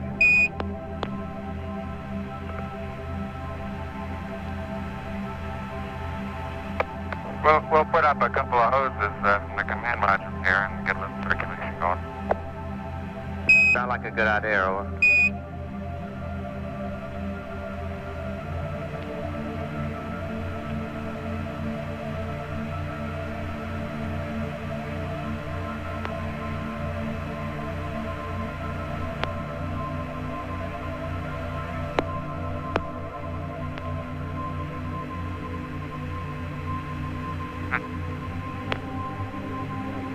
Apollo 11, Houston, as far as the window shades go and the limb is nothing except for crew comfort. I don't think we got any systems problems. Be sure to put them back up when you egress, over.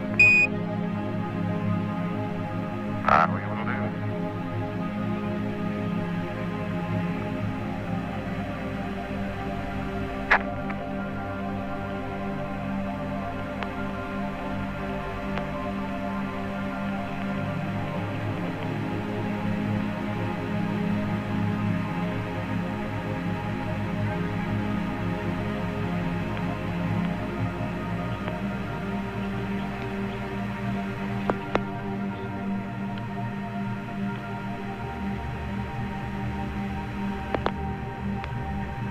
Charlie, I'll give you a view out of the overhead window back looking at the command module right-hand rendezvous window. Roger.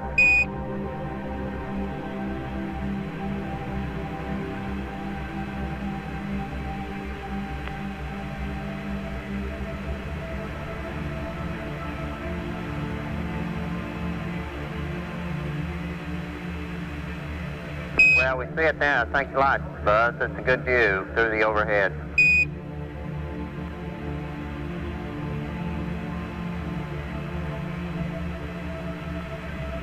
One washer on.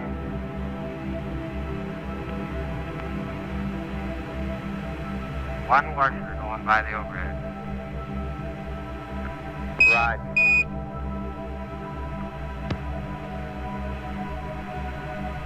There we go. We got it now.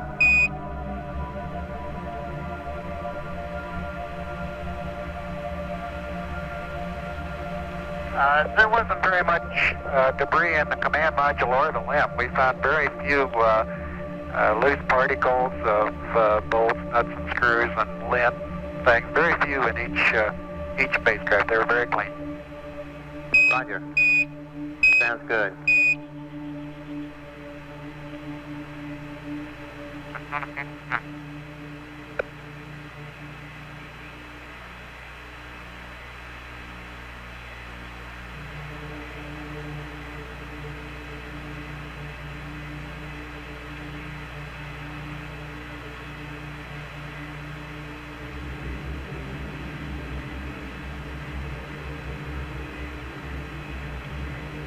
Houston, we have a good view out of the rendezvous, correction, the overhead window of the limb. We don't see anybody staring back at us, though, over.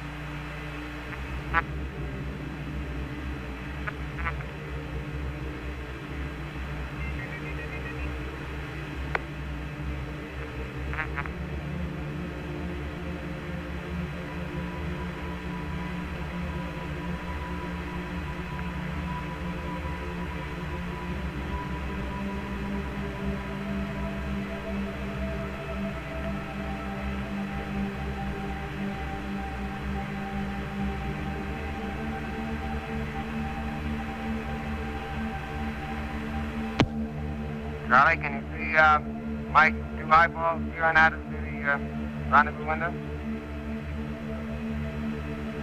11, Houston, stand by. We haven't picked him up yet.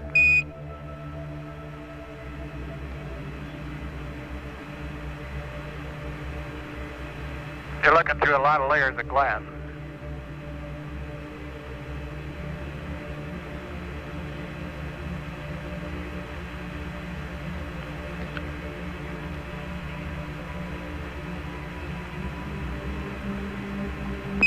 Houston, we had a slight glimpse of Mike in the rendezvous window at that time. It's pretty murky looking into there, though. Okay, here he is. I've got him on the monitor now.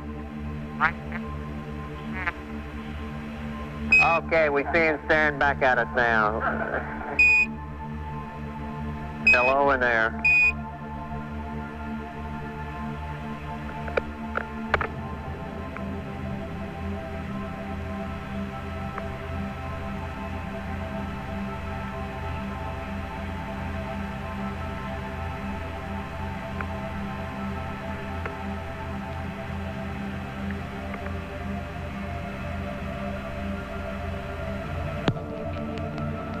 Apollo 11, Houston, our recommendation for the ISA is to stow it back over the instrument panel, over.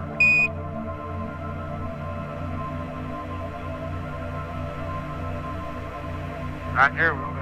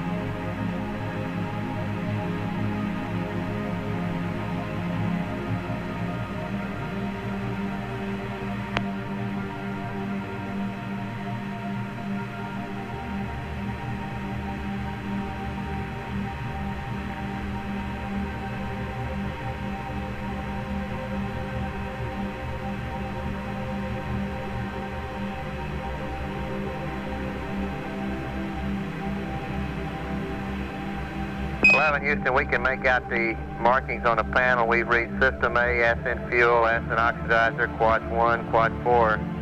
It's really unbelievable, the definition we're getting down here off that little camera, over. We can even see the barber pole on the talkback.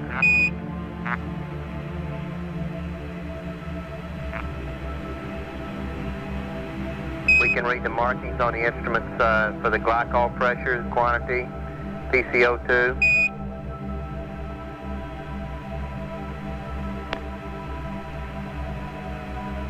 You can read the scale on the 8-ball, over.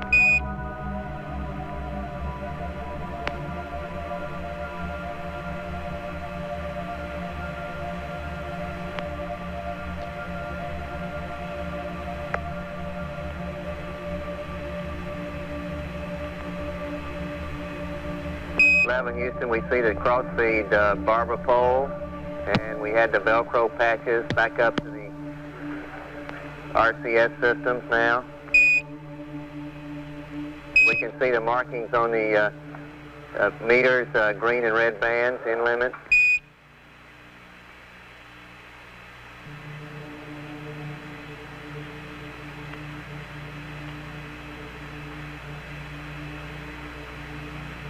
We see you raise the cover on the abort stage.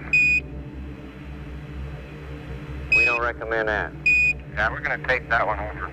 Right. We're going to tape that one over. We concur.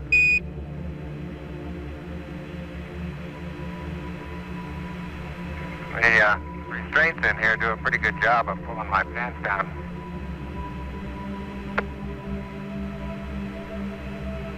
Roger. We haven't quite got that before the 50 million TV audience yet.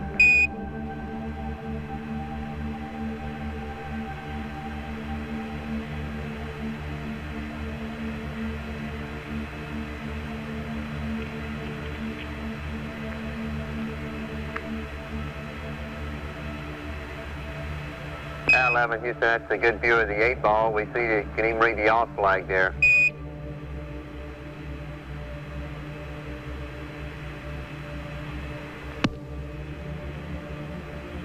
See the signal strength meter for the radar, read the numbers on it.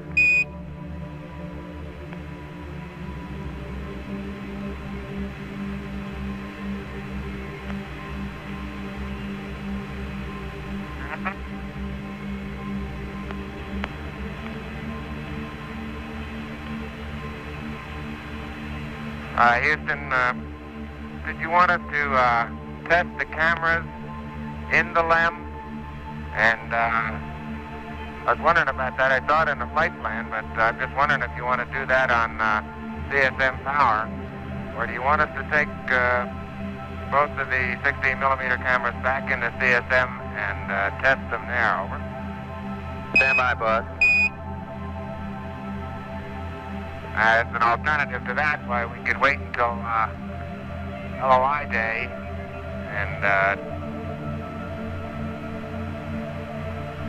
there's that word again, ancillary stowage container. Roger.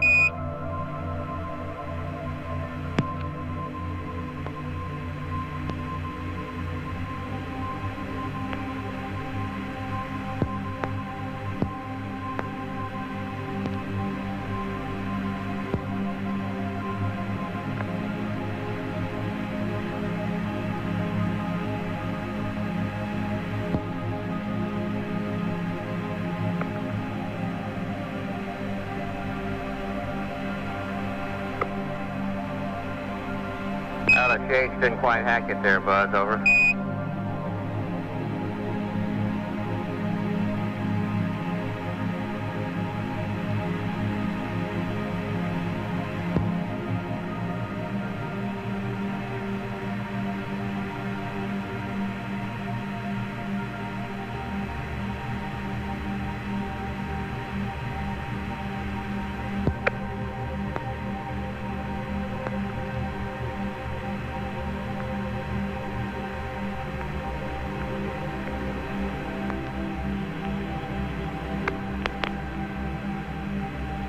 Houston 11, are you still getting high bit rate off the Omnis at this distance? Stand by, Mike.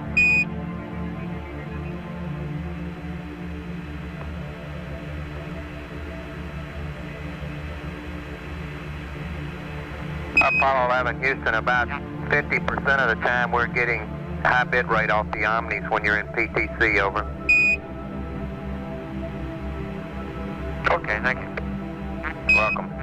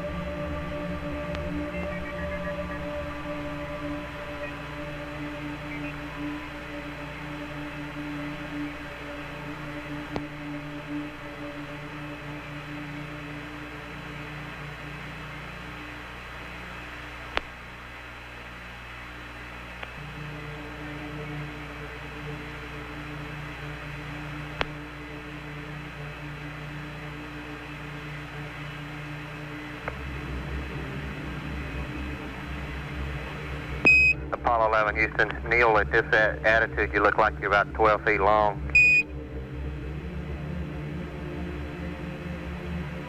It seems like I always find myself upside down in whatever I'm doing around here.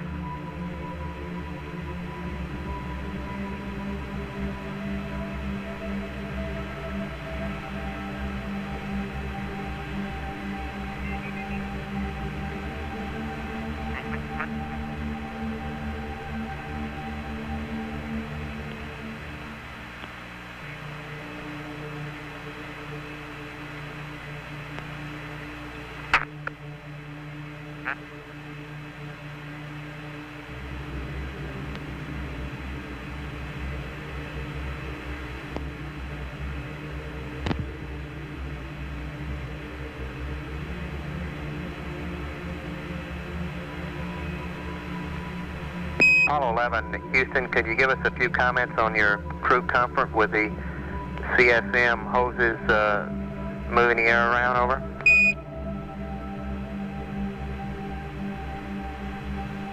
Well, it's picking up a little bit of circulation in here. What do you estimate the temperature is, Buzz, over?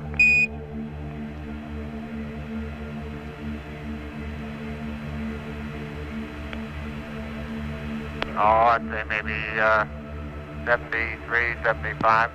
Roger.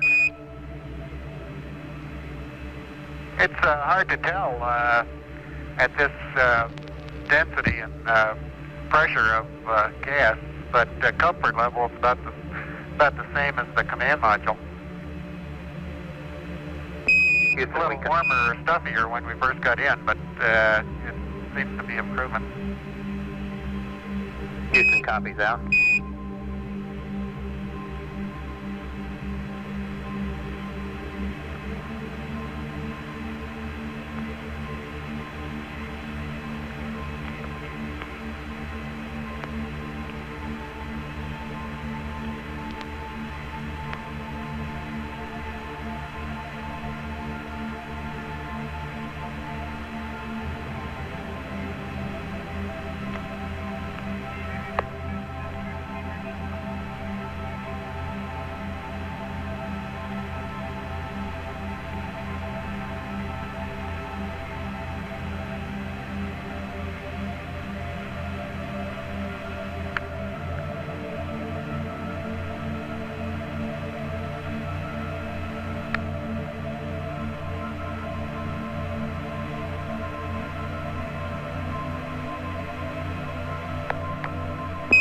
You may be able to see some. Go ahead.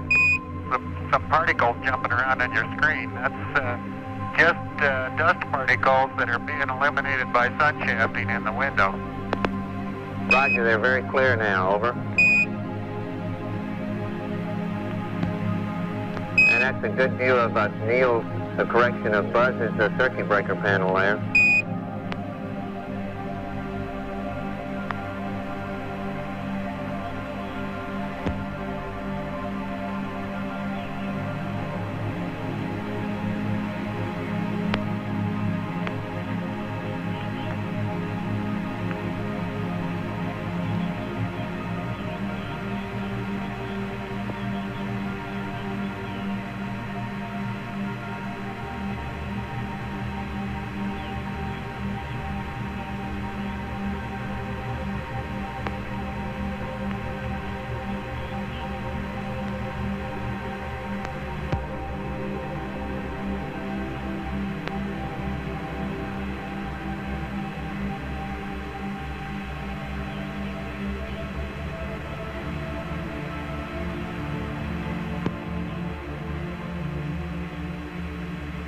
I can just barely see the handrail on the front porch from this position on the right-hand window.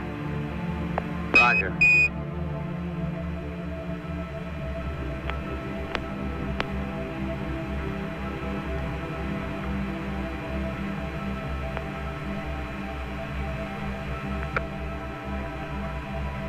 Houston, our view of the panel 11 is gets brighter than darker.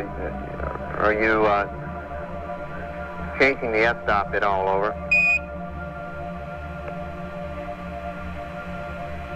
Now what's happening is we get pretty close to the window now and then, and it drives the automatic light control into the stops, I think. I think that's right.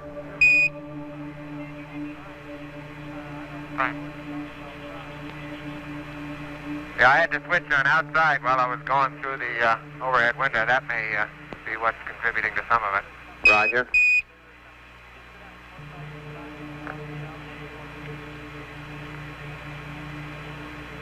Houston, we seem to be picking up a few bit more dust particles now. We see them quite clearly in the screen now. Over.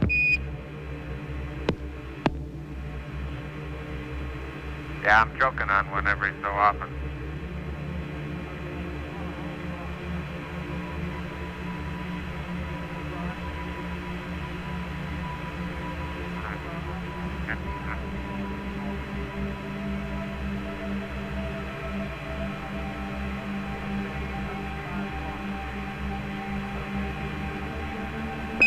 Houston, your show is going out to the U.S. now. We're about to get the satellite up, and it'll be transmitted to some other countries after that. Over.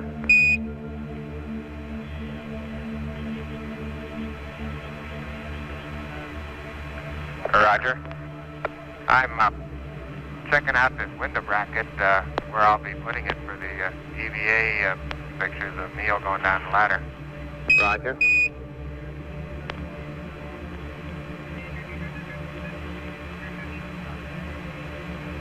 Paul 11, Houston, we keep marveling about the color and the clarity of the picture.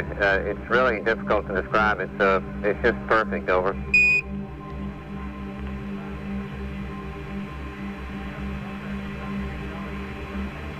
Now 11, doesn't look like you're having too much trouble with that bracket up there, Buzz.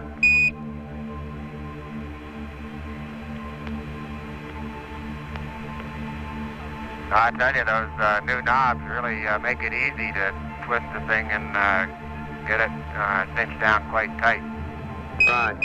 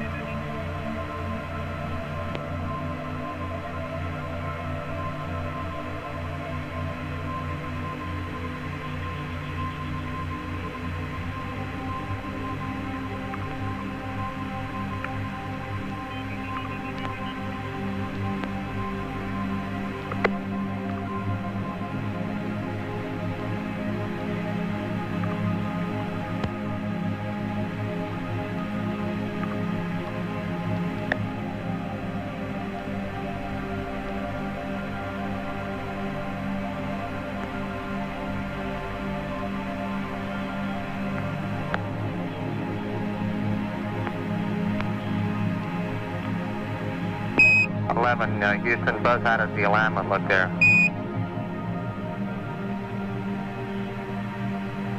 Looks pretty good, as well as I can tell. Without the gear extended, I can't get a real definitive answer, but you couldn't fix it any place to see much more into the window without hand-holding it for the whole time.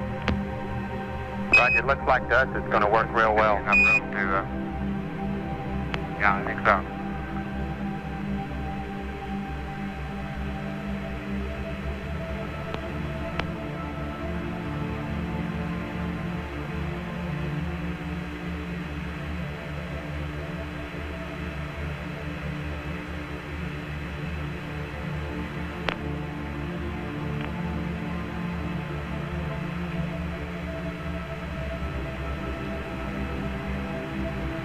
Buzz, we see you putting your window guard in place there, and back up to the ISA now.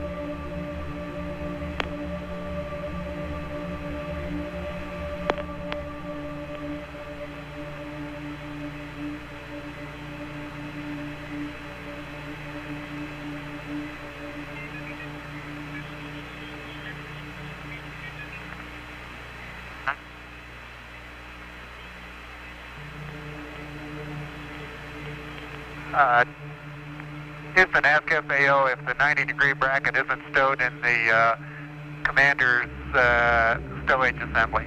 Stand by.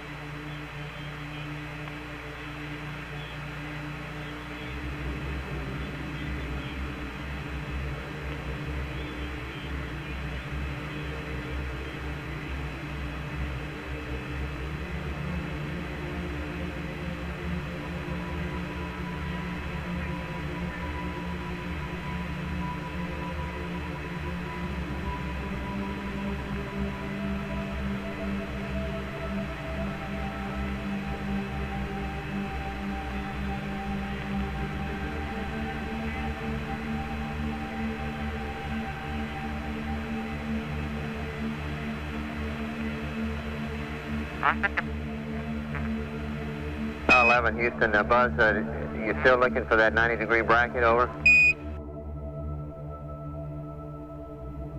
Yeah, he is looking for it now. Roger, we'll have a word for you in just a moment.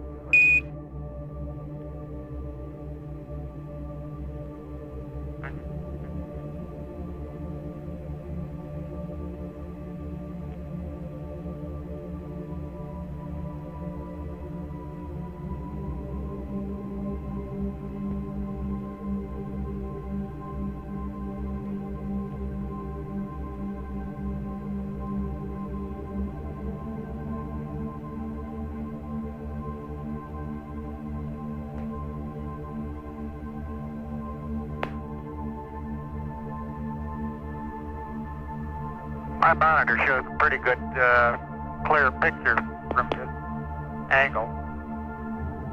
Now we found the 90-degree bracket. Roger, Neil. It's really a super picture. We got the ACA, your ACA, the good picture of the throttle, the 90-degree bracket. We see the start, your handles, and now over to the bracket.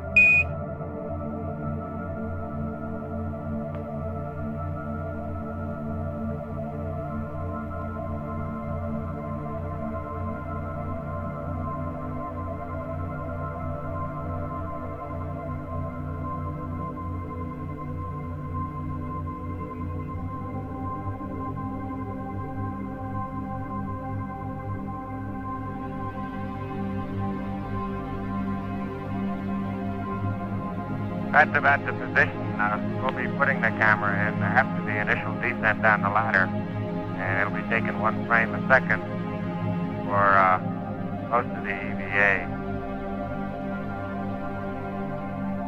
Houston, copies out. That's a real good view of that camera.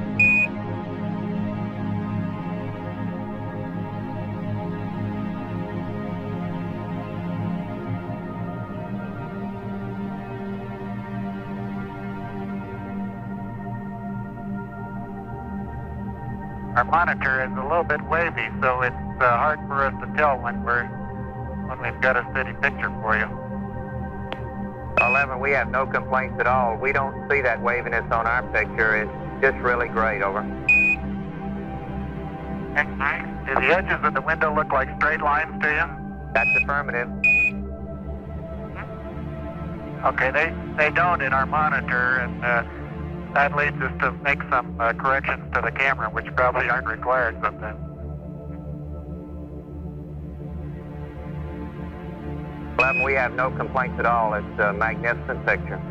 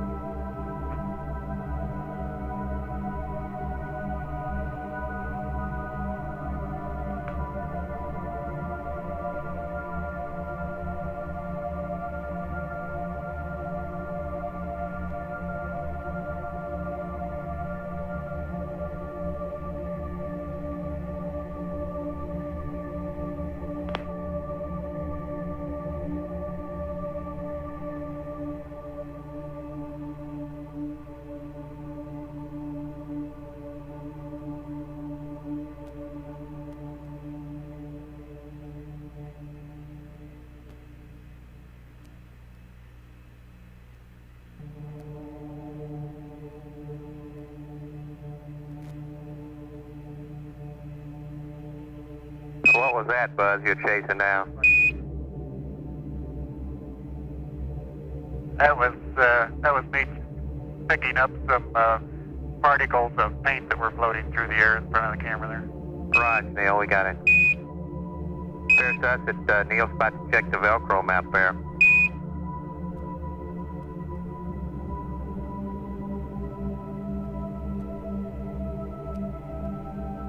Okay, Buzz, we see the card up now.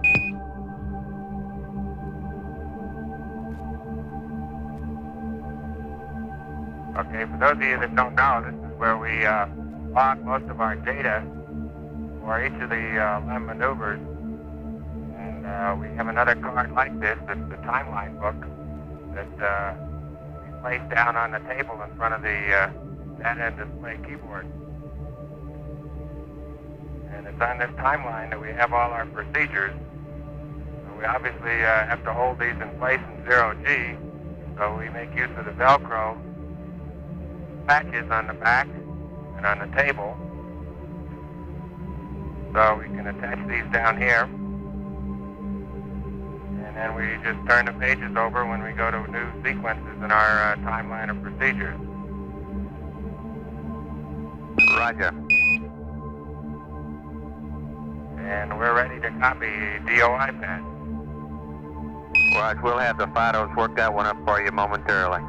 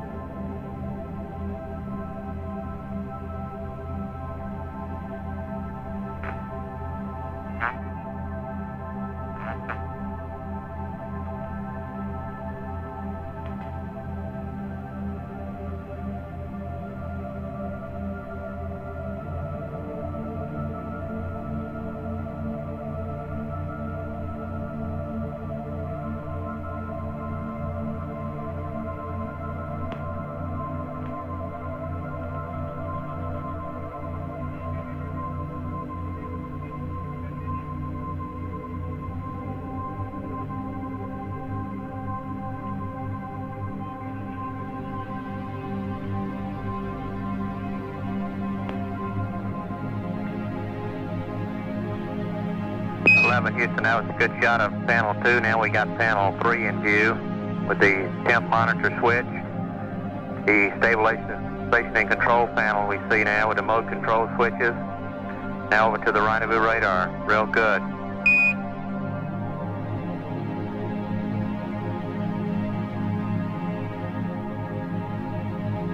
That's real good camera work.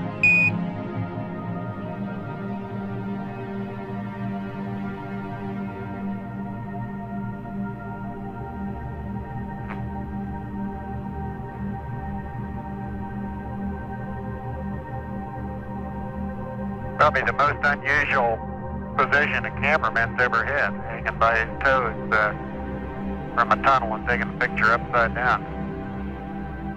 Roger, well, you're doing a super job.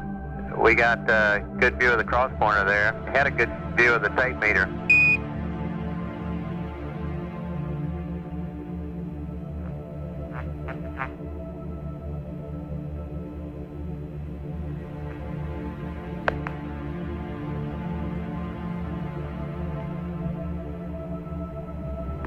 We're giving you a picture now of the floor of the cabin.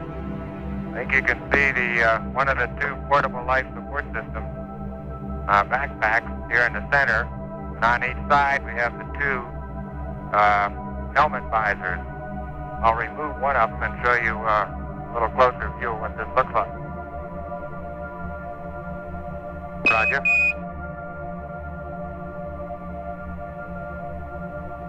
Inside the helmet visors are the EVA gloves with the blue tips. I'll not take those out now.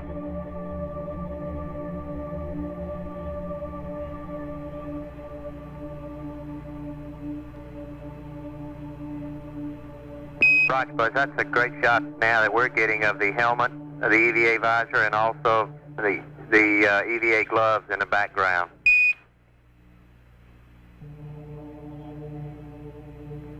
Okay, you did say this was going out now, didn't you? Stand by, I think so.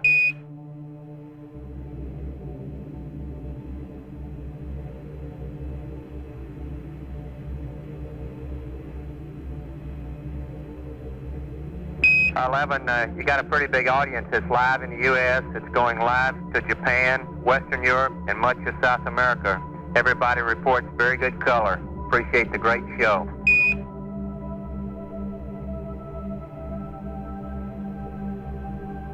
Roger, understand. Thank you.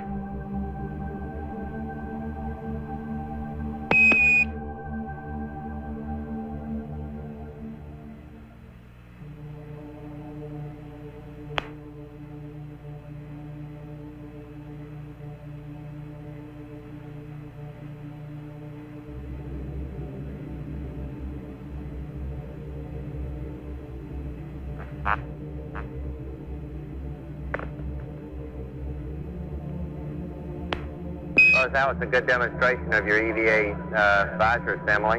Appreciate it.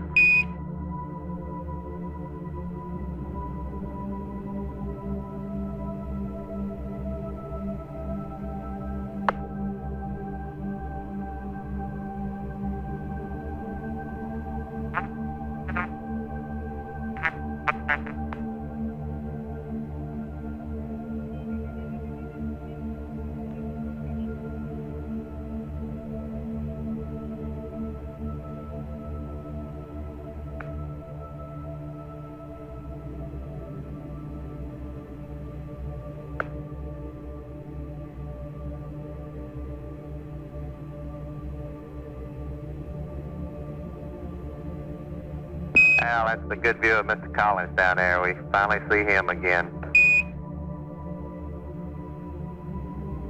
Hello there, Earthling. Hello there.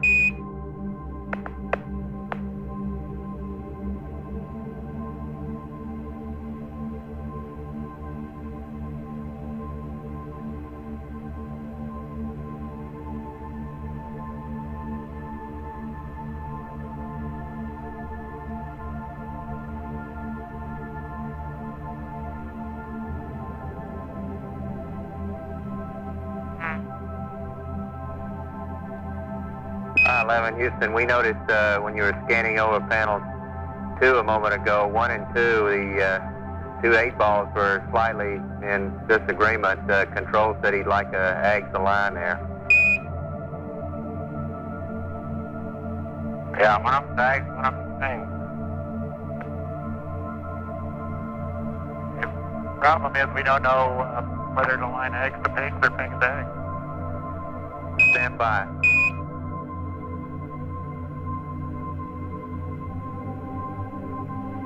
I-11, Chris said he can tell you.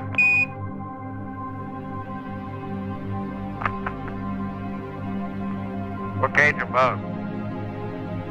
Right.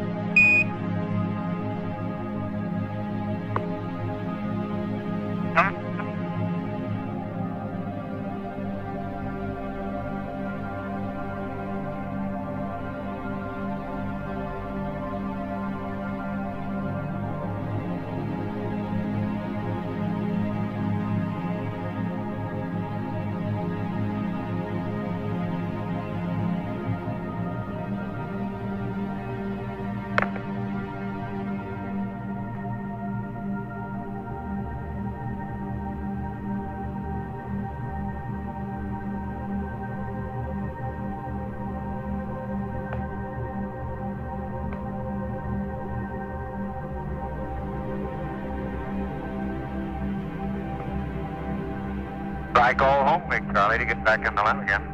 Right. I can imagine.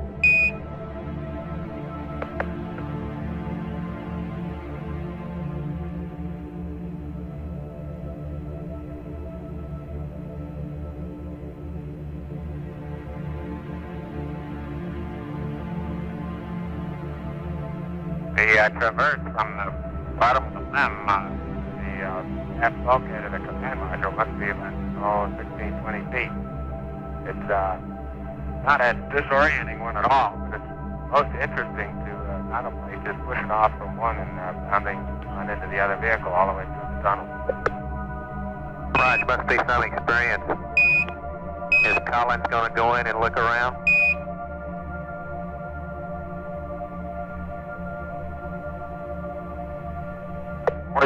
We're willing to let him go, but he hasn't come up with the price of the ticket yet. Right. I'd advise him to keep his hands off the switches. If I can get him to keep your hands off my disc, it'll be a fair swap. Roger. That's why I've been eating so much today. I haven't had anything to do. He won't let me touch it anymore. Right.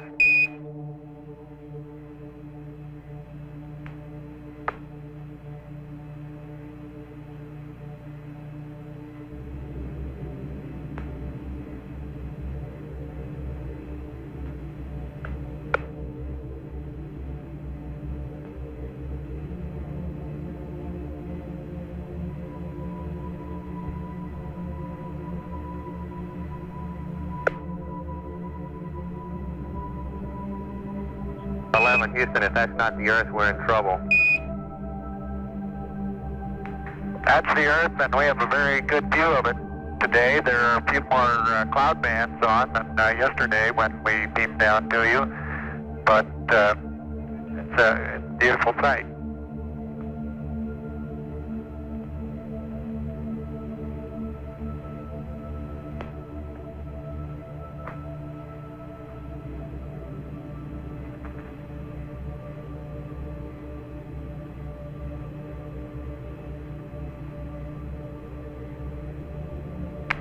We have some horizontal banding in our TV monitor. Are we transmitting that to you, or do you have a clear picture? Neil, we have a very clear picture. The only thing that we see is a little white dot in the bottom of our screen, which is our TV guys say is an apparently a burned out spot in the camera, but it should come back. Over. Roger. We have that in our monitor also.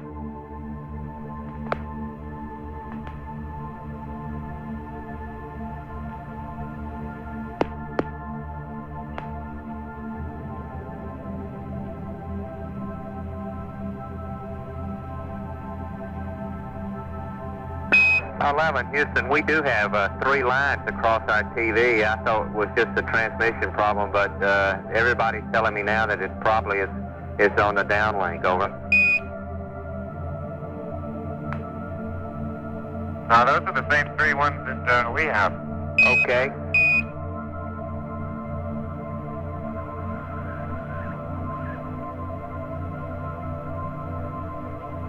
How far out are we now, Charlie? Stand by, I'll give you an exact figure. Did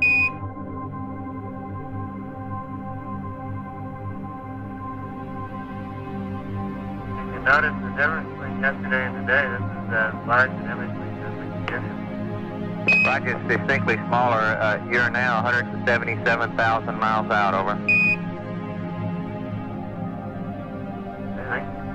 That's nautical miles. That's affirmative.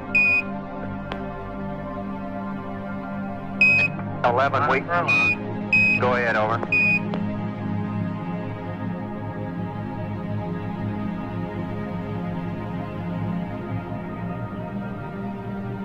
Houston, we see still see the banding along the intertropical convergence. I guess the most predominant one now is around the equator, or slightly north of the equator. Yeah, that's the way it looks, Charlie. Same as yesterday. Right.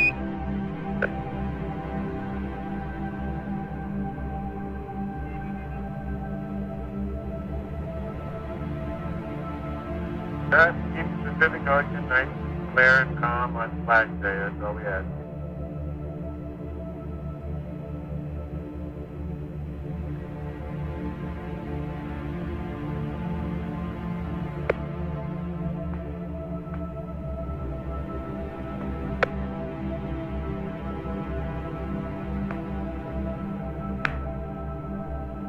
And Charlie, I'd like to say hello to all my fellow scouts and scatters at Farragut State Park in Idaho. They're having a national jamboree there this week, and Apollo 11 would like to send them best wishes.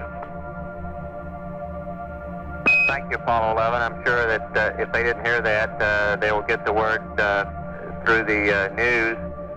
Certainly appreciate that.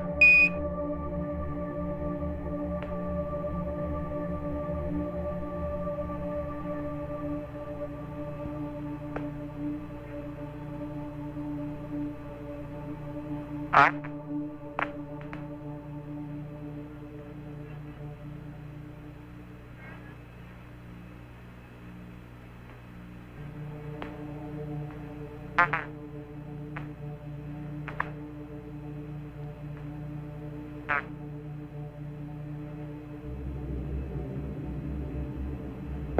Houston, we have you, your sub-spacecraft point is just off the western coast of South America, directly south of about Mexico City, over. That looks like what we observed from here.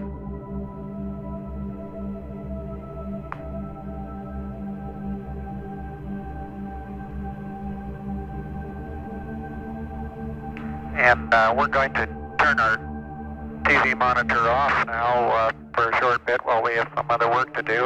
Apollo 11, this is Houston, over.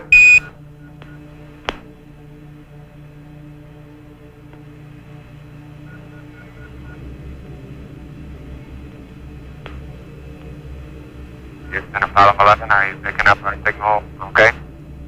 Apollo 11, this is Houston, affirmative. We're reading you loud and clear on voice, and we have a good, clear TV picture, a little bright crater in the bottom of the picture. I guess that's the spot on the tube. That's all right, about that one. And if you could give us poo and accept, we'll uplink a new state vector and target load to you.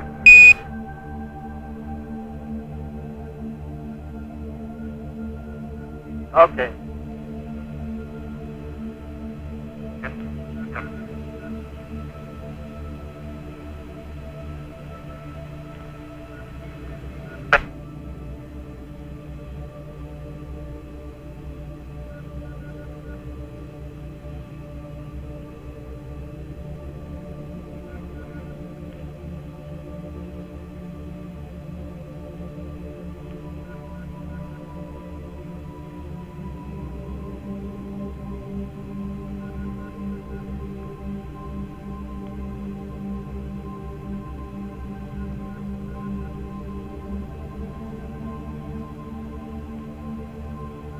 Houston, Apollo 11.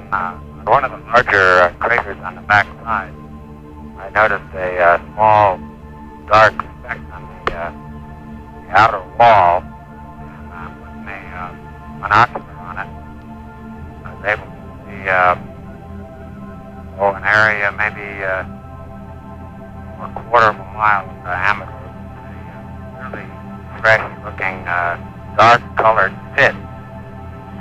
That seems to be in contrast with all the other fresh little craters or holes that you can perceive on the walls of any of these craters.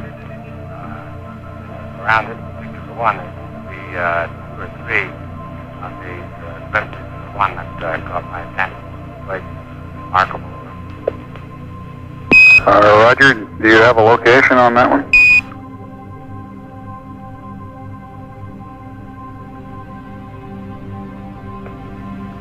No, not a precise one. I've got several pictures. Roger, we copy.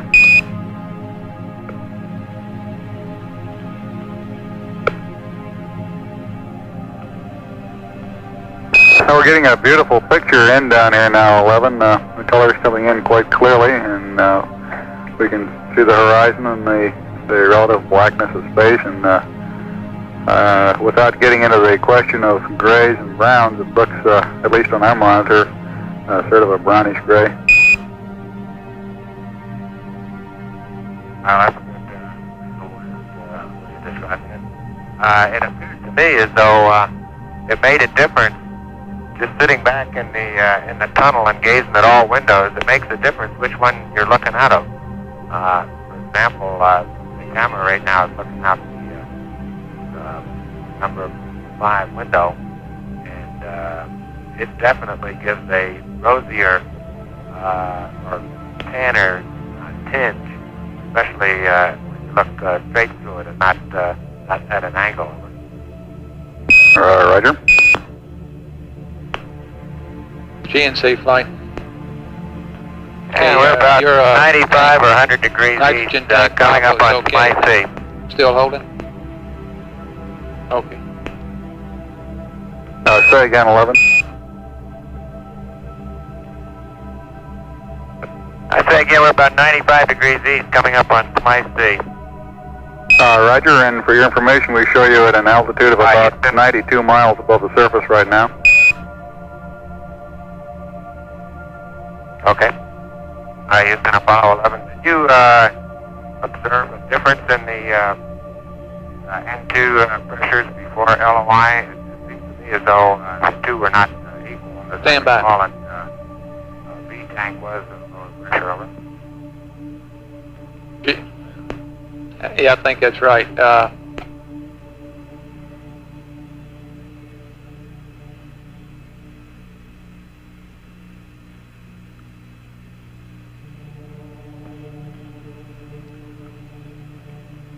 I'm flying it in FCS minimum impulse, Houston, and it's rather difficult to keep it on a constant theta.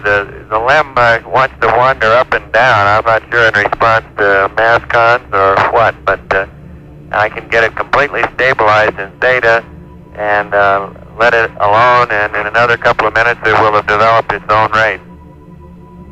This is Houston, Roger.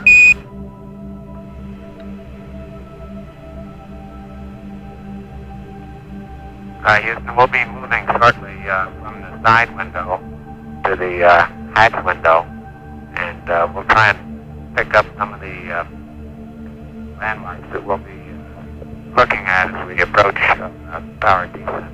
Over. 11, this is Houston, Roger, and we're through with the uplink. Computer's yours. You can go to block, and we'll have the information on nitrogen for you shortly. Over. Roger, copy.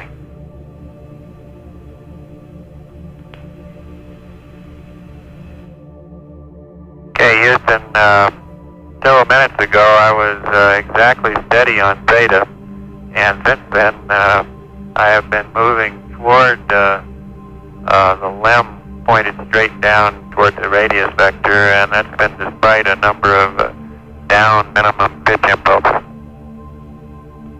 Roger.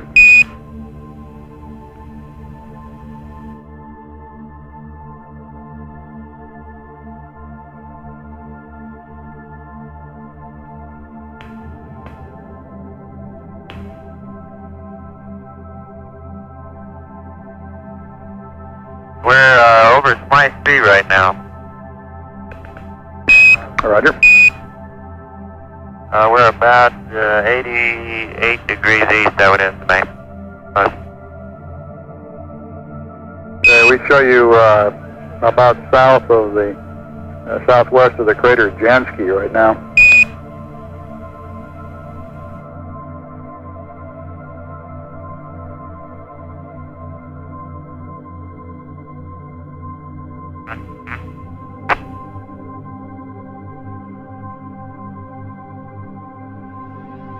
My C doesn't look very much like a C. The area which is devoid of craters, of which there's not very much, is sort of a hilly-looking area. It's not like a mare at all. Roger, we copy that about the C, and looks like you were just giving us a view of the crater Nieper, the large crater on the left, and Jansky on the right.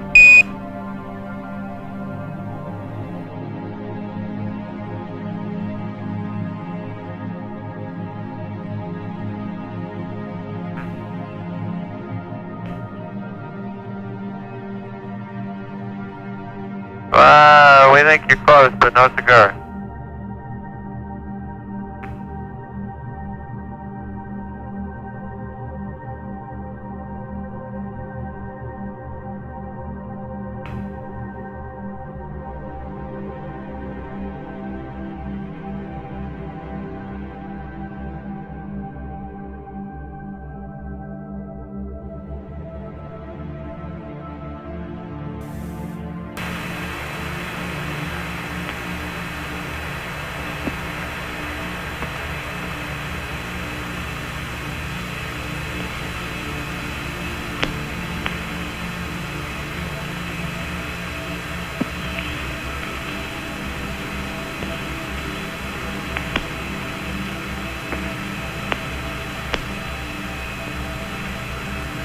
Uh, 11, this is Houston. Would you care to comment on some of these craters as we go by?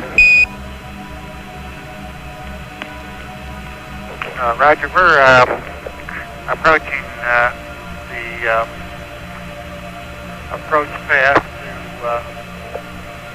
to ignition. This is equivalent to 13 minutes before ignition, and we're at about 80 degrees east, I guess. 83 degrees east. Would that correspond to location you're holding in present time? Roger, we're showing your present position is about 77, 76 degrees east, looking back towards the east.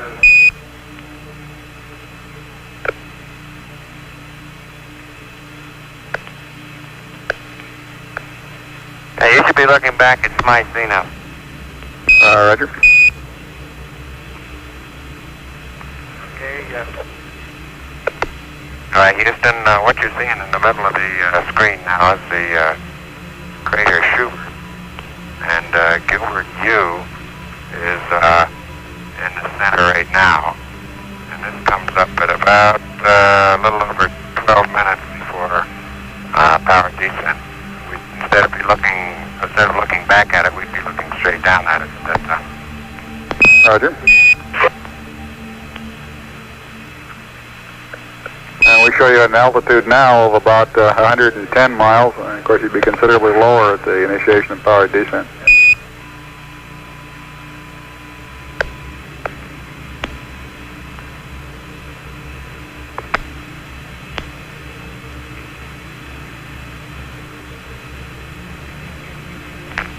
Okay, Houston, look at register 3 on the Disky theta.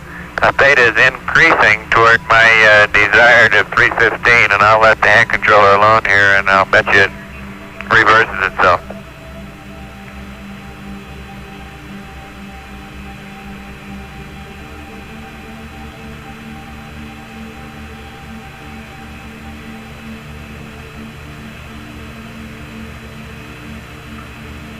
Roger 11, we're watching the Disky now, and still coming in beautifully on the TV.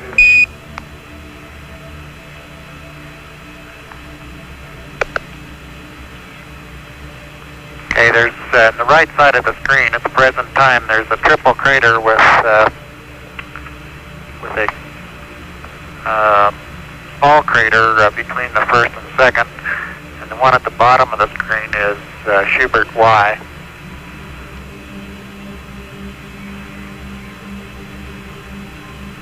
Zoom in, it does have a central peak in Schubert Y. Actually, several of them, and you can observe those. Plus the rim craters at the bottom of your screen. Roger, we're seeing the central peak quite clearly now.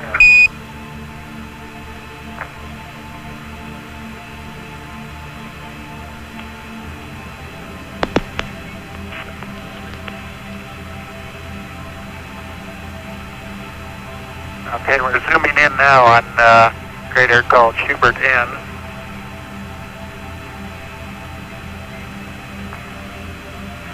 Schubert N, very conical inside wall, and the bottom appears to be nearly flat. Look at data on the Disky. It's stabilized and is holding steady now. Roger. Looking out the window, I can see a number of small craters on the bottom of Schubert N. We're coming up on the foaming sea where I'll be doing some P22 marking on a crater of my choice, name of Crater Camp. Okay, we'll be watching for camp.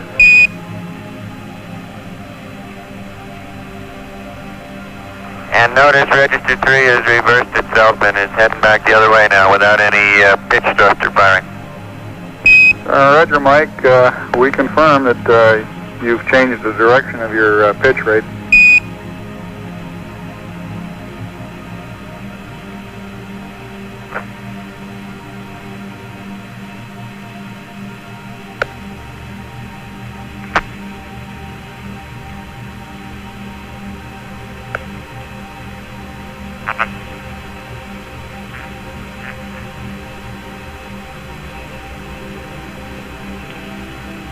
Generally speaking, the tendency seems to be to pull the LEM down toward the center of the moon as in a gravity gradient experiment. Roger 11, we copy. Well, it may have something to do with mass cons, or it may... Roger, we've gotten... it may have something to do with mass cons, or it may just be the peculiarity of the Disky display. Okay, we've observed the behavior of your Disky. I think we've got the data here to work on it.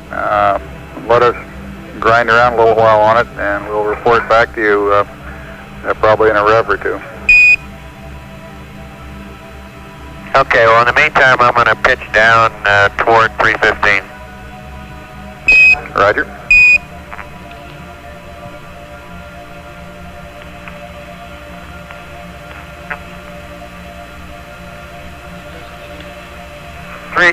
Three horizontal craters that you now have in the field of view are immediately underneath the ground track. The right hand and the largest crater that you see is Dubiago P.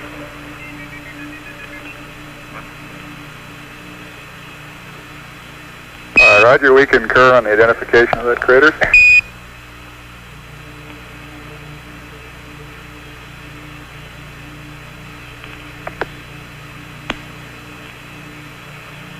And we show you coming up on landmark Alpha 1 here shortly.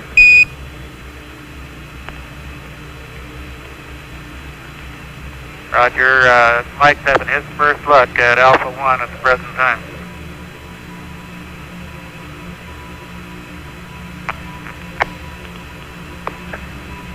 Yeah, there's a great bright crater. It's not a large one, but an extremely bright one. It looks like a very recent, and I would guess, impact crater with rays streaming out in all directions, which should make the correction of foaming sea easy to see coming up on it. Now, Crater Camp is one of the smaller ones out on the floor of the foaming sea.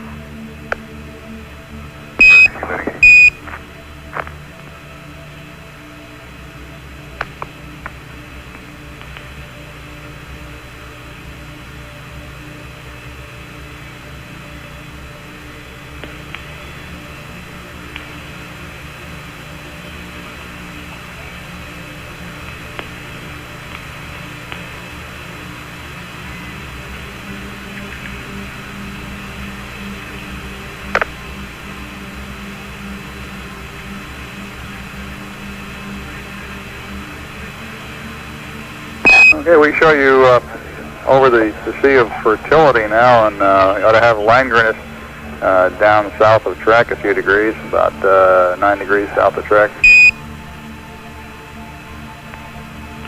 Yeah, the crater that's in the center of the screen now is Webb. We'd be looking straight down on it at about 6 minutes before power descent. It has a relatively flat bottom to the crater, and you can see maybe 2 or 3 craters that are in the bottom of it. On the western wall, the wall that's now nearest to the camera, or near the bottom of the screen, we can see a dimpled crater just on the outside. And then coming back toward the bottom of the screen and to the left, you can see a series of depressions. It's this type of connected craters that give us most interest to discover why they're in the particular patterns that they're in. I'll zoom the camera in and try and give you a little closer look at this. Roger, we're observing the dimpled crater now. The central peak that we can see on the orbiter photos doesn't seem to stand out very well here.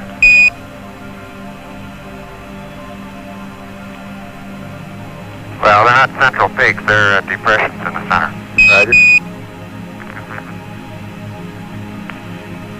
And you'll notice on the pitch thruster activity, I put in a dozen minimum impulses and pitch down, and I'm still far from correcting back to 315. We're moving the camera over to the right window now to give you Langrenus with its several central peaks. And, Roger, we got Langrenus in our screen now.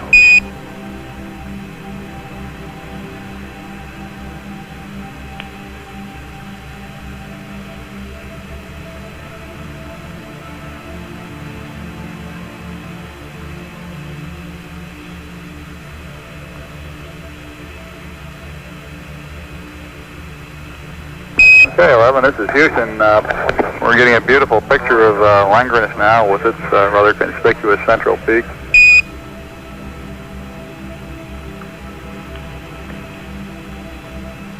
Sea of Fertility doesn't look very fertile to me. I don't know who named it. Well, it may have been named by a gentleman whom this crater was named after, Langrenus. Langrenus was a cartographer to the King of Spain, and made one of the early reasonably accurate maps of the moon.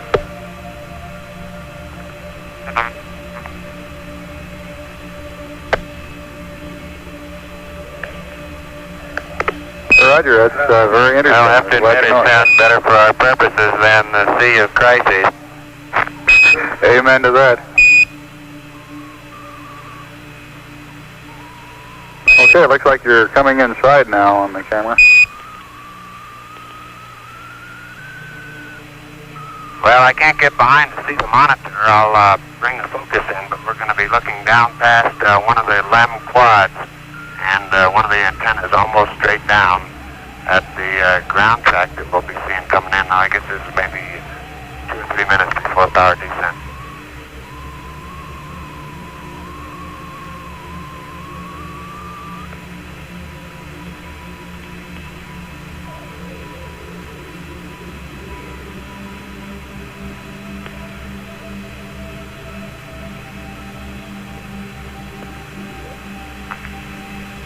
All right, that should put the LEM structure about in focus. Now I'm going to move it out to infinity and then expand the field of view.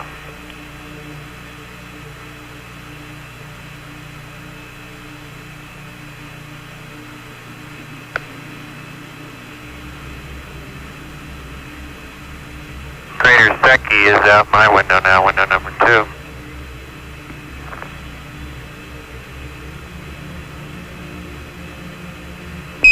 Apollo 11, this is Houston. We show you coming up on the Terminator at 78:53, about 7 minutes from now.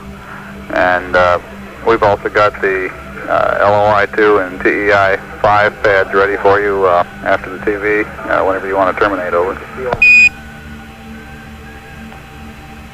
Roger. And we're getting a good view of the track leading into the landing site now.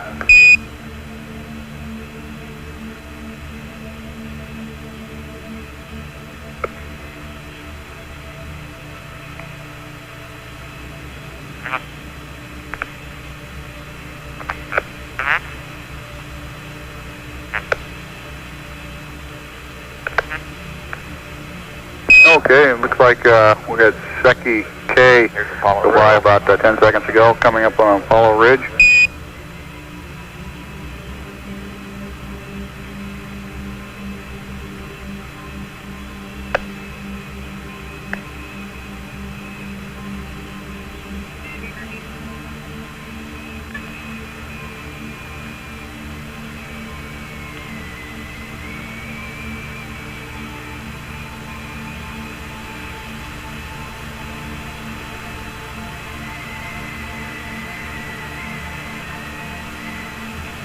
And in the right-hand portion of our screen right now, we can see Messier, Alpha, and Bravo with the light-colored rays streaming off in one direction.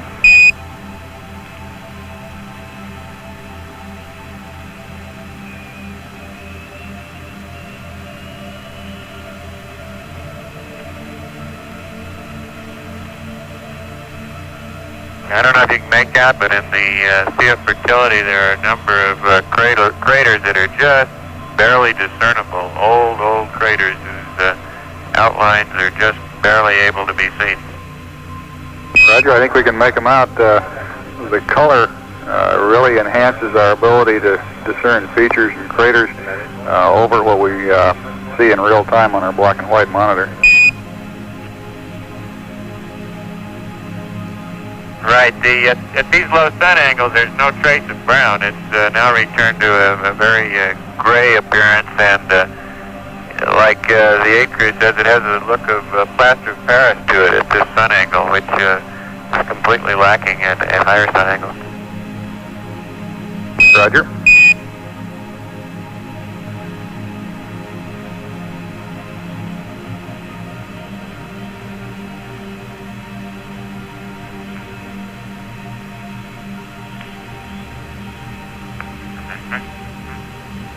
Okay, this is very close to ignition point for power descent.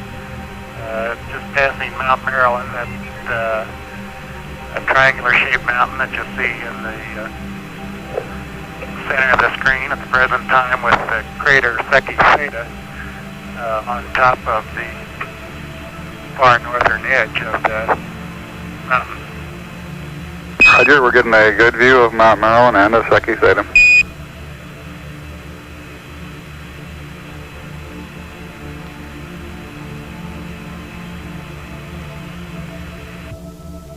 Roger, we're getting a good view of Mount Maryland and of Secchi Theta.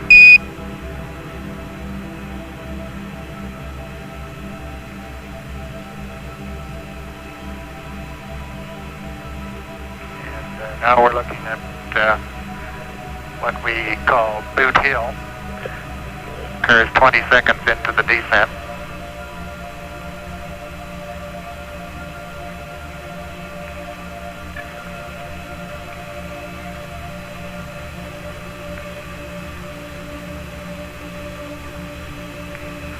The bright, sharp-rimmed crater at the very right edge of the screen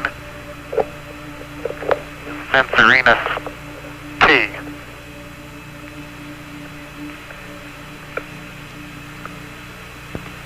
Now passing the 1 minute point in power descent. Roger, and for your information, your current altitude is 148 nautical miles above the surface.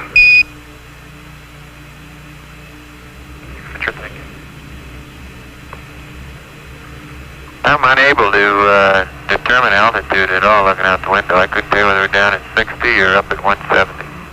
I bet you could tell if you were down at 50,000 feet. I wouldn't be surprised.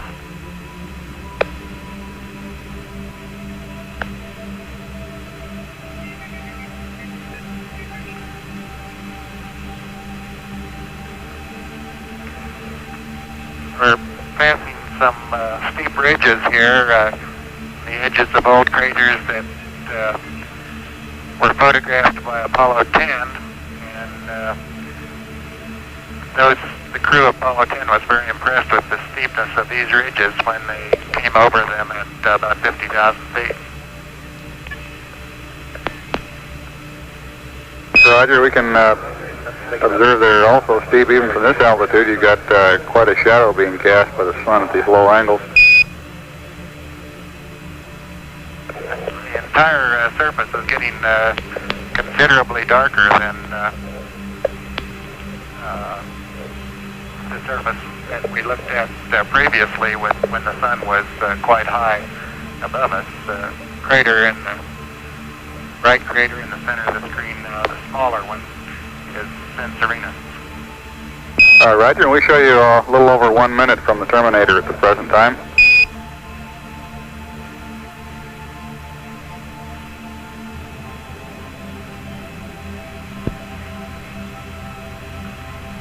How's the brightness of the picture you're receiving? I think we ought to open up the f-stop some as we approach the terminator. Yeah, the brightness is still doing quite well. You can go ahead and open it up a stop or two. The automatic light level compensation seems to be working beautifully.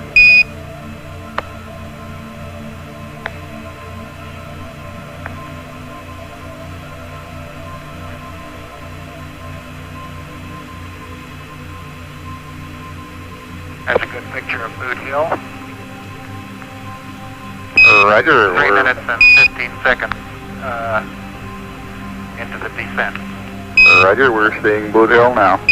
The next crater coming into the bottom, that's Duke Island right there, and to the left, the crater, the largest of the crater near the center of the picture right now is Maskelyne W. This is a position check during descent at about 3 minutes and 39 seconds, and it's our downrange position check and cross-range position check prior to yawing over face up to acquire the landing radar. Past this point, we would be unable to see the surface below us until getting very near the landing area. Roger, I imagine you get a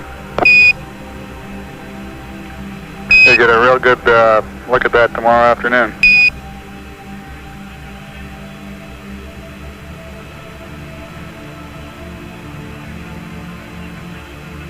Sinuous Rill is the one that was referred to in Apollo 10 as Sidewinder.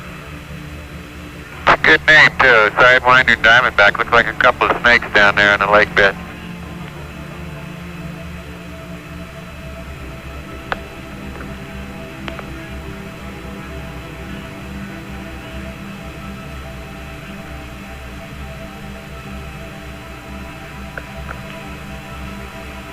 And we're approaching the terminator now.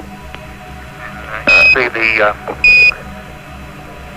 contrast increase, and only the sunlit side of the bridges remain illuminated, while the dark sides in the shadow will become completely black.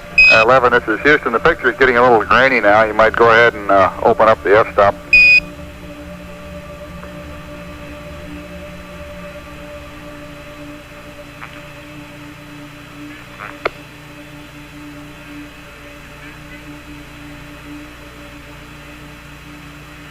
Landing point is just barely into darkness. That one crater is the upper part of which you see, lower part completely in darkness. A small, well-defined crater is Mulkey, which is about a beam of the landing site. Roger, we can just see it looks like a little less than half of its rim right now.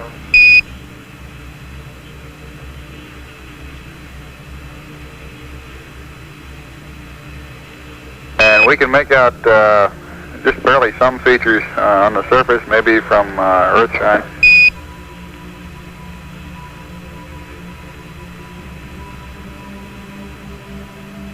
Are you wide open on the f-stop at this time? Where we are. Yeah, and it looks like we're just about to get the sun coming into the lens, so we'll have to move the camera away. Roger. We can't see any Earthshine or any surface features at all in Earthshine now due to the fact that the LEM is very bright and is causing our pupils to contract. It's a very fantastic view to see the terminator as you look along the edge of it. I think you'll agree that some of these craters that you're seeing in the picture now are really accentuated by the lengthening of the shadows as they approach the terminator. Yes, it's a very beautiful and rugged sight that we've got on the screen now.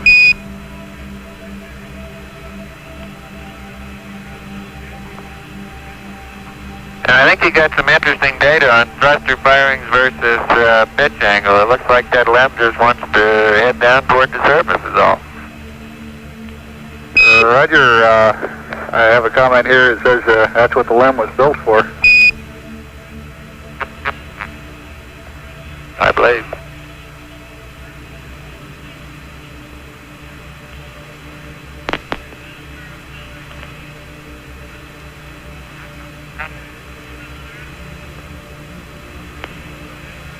And as the moon sinks slowly in the west, Apollo 11 bids good day to you.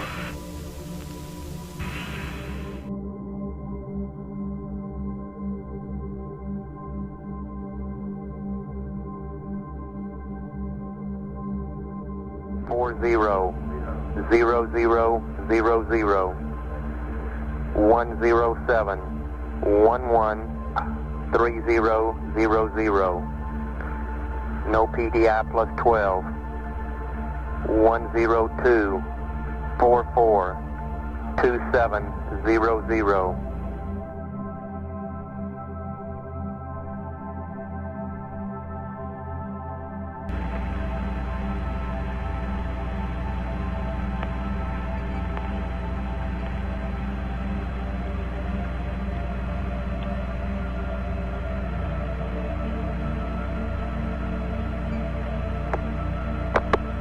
Houston, Apollo 11, over.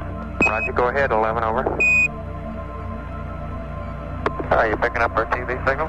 That's affirmative. We have it up on the IDA-4 now. The focus is a little bit out. We see the Earth in the center of the screen. Still have a little white dot in the bottom of the camera, apparently.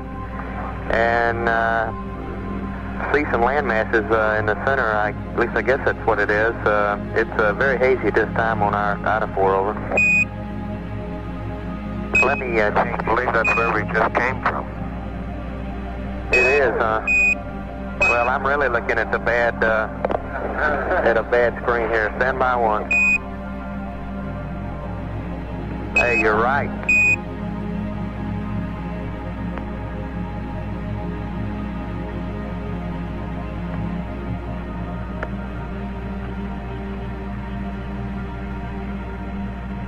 Not bad enough. Not finding you on the right on your screen now. What? It's not bad enough not finding the right landing spot. We haven't got the right planet. I'll never live that one down.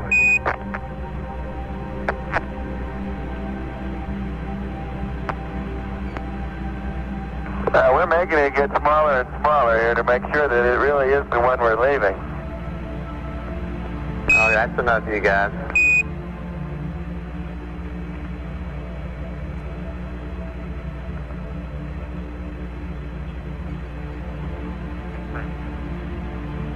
$11, that was a good picture there. Okay, that's enough of the moon. Okay, that's enough of the moon, Charlie. We're getting set up now for some inside pictures. Right.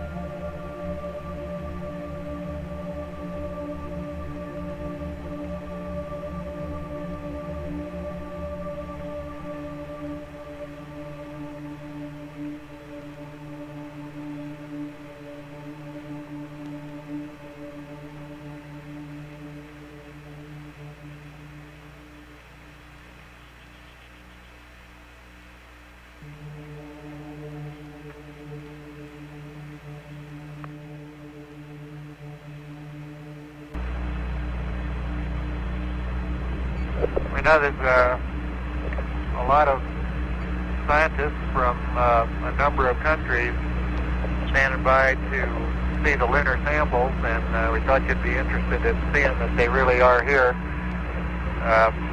These two boxes are the sample return containers. They're vacuum-packed containers that were closed in a vacuum on the lunar surface, sealed, and then brought inside the lab and put inside these fiberglass bags, zippered and resealed around the outside, and placed in these receptacles in the side of the command module. These are the two boxes, and as soon as we get onto the ship, I'm sure these boxes will immediately be transferred and delivery started to the lunar receiving laboratory. These boxes include the samples of the various types of rock, the ground mass of the soil, the sand and silt, and the particle collector for the solar wind experiment, and the core tubes that took depth samples of the lunar surface. Roger, Neil. Thank you much for that description. We've got a pretty dark picture down here. Could you check your f-stop? We'd like to have it, see if you could open it up a little bit, over. Okay, our monitor showed that to be very bright. Yeah, we're down around around F4, which we thought would be plenty light. We'll lighten it up some more. Well, we'd appreciate it. It's pretty dark on all our monitors here. Okay, fine. That's looking a lot better now, Neil. There's Buzz.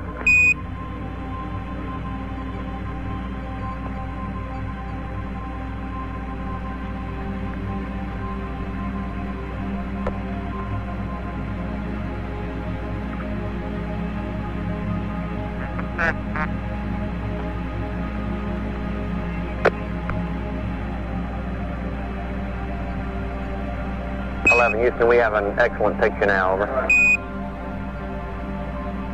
How do you read me, Charlie? 5 by now, Buzz, over. Okay. More mundane affairs. Now that we've left the moon, I'd like to trace through a little bit for you developments that have taken place in the food department. I'm sure you've always type of a drink container. Now, a little later, Mike will show you how the water gun operates with its new filter to take out hydrogen. Essentially, this water gun is put in this end and filled up this bag with water, and the drink then dissolves in the water, and this end of the mouth feeding. Likewise, we have other foods that are more solid nature. You can probably see this shrimp cocktail meal.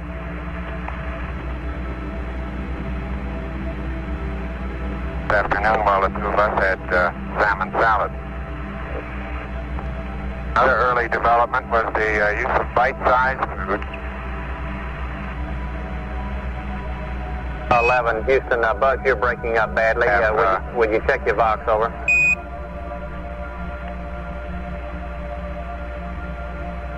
Roger, how am I coming through now, Charlie?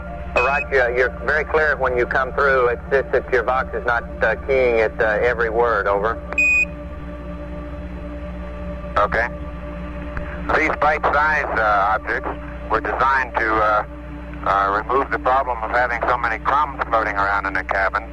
So they designed a particular size that would be able to go into the mouth all at once. I think since all of our experience, we've discovered that we can progress a good bit further than that back to some of the type meals that we have on Earth. As a matter of fact, on this flight, we've carried along pieces of bread. And along with the bread, we have a ham spread. And I'll show you, I hope, how easy it is to spread some ham. Environment of zero G.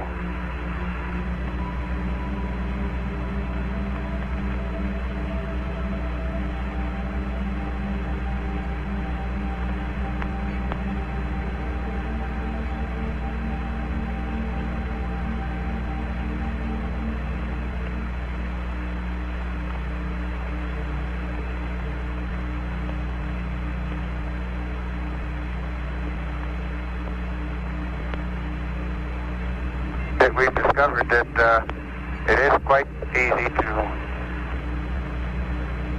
all very familiar with.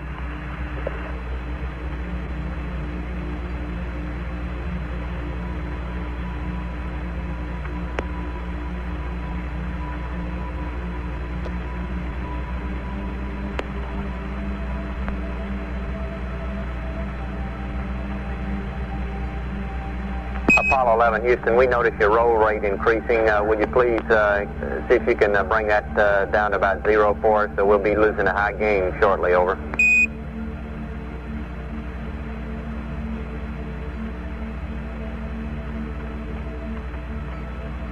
We can also use zero gravity to demonstrate many things we've all learned in school.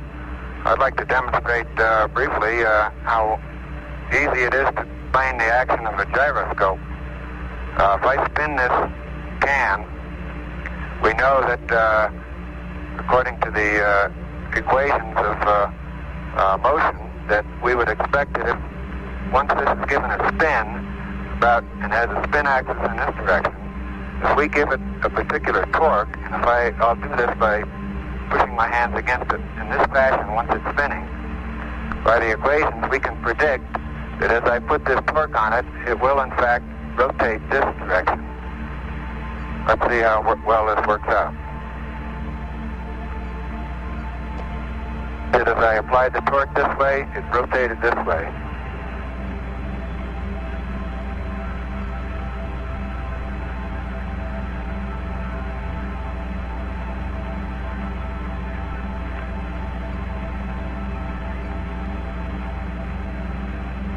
Too close, I think.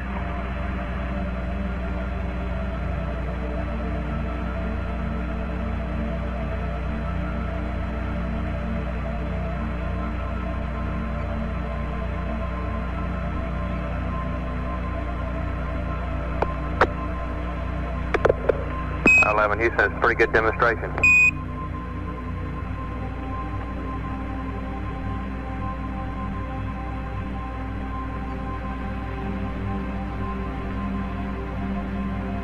Houston, this next is a little demonstration for the kids at home, all kids everywhere for that matter.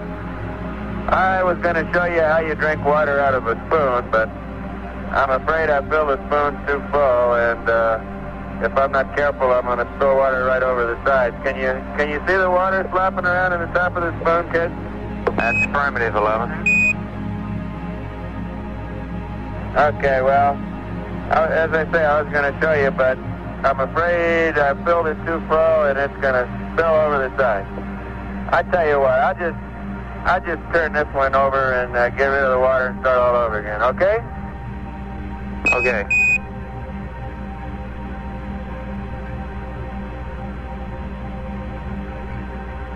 And you can see up here we don't know where over is. One up is as good as another. That really is water, though, I'll show you.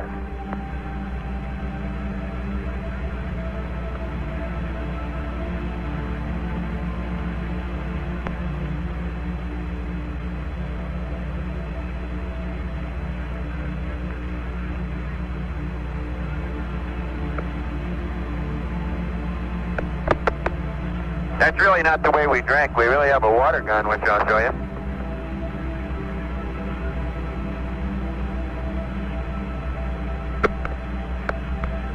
Here's the water gun. This cylindrical thing on the end of it is a filter with several membranes. One allows water to pass, but not any gas. The other allows gas to pass, but not any water. So by routing the gaseous water which comes from our tanks through this filter, we're enabled to drink purified water without the gas in it, filtered water. And of course, all we do to get it started is just pull the trigger.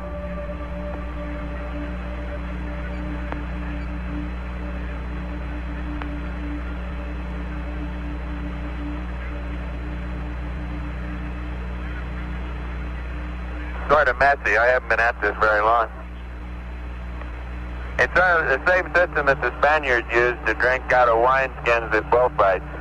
Only I think this is even more fun. Well, be seeing you, kids. Thank you from all the kids in the world here in the Mocher who can't tell the Earth from the Moon. All right, just stand by one and we'll get you that earthquake.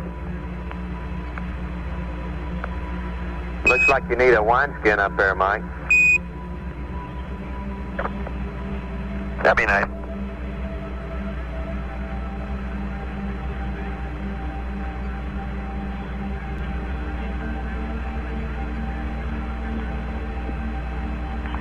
Okay,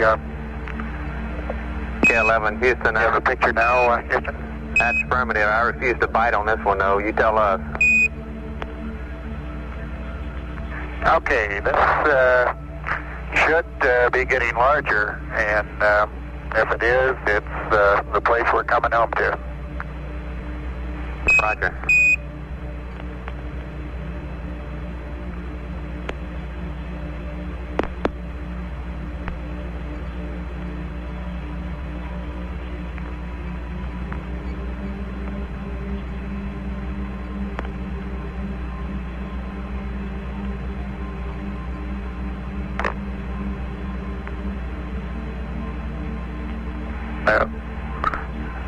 No matter where you travel, it's always nice to get home. We concur, 11. We'd be happy to have you back.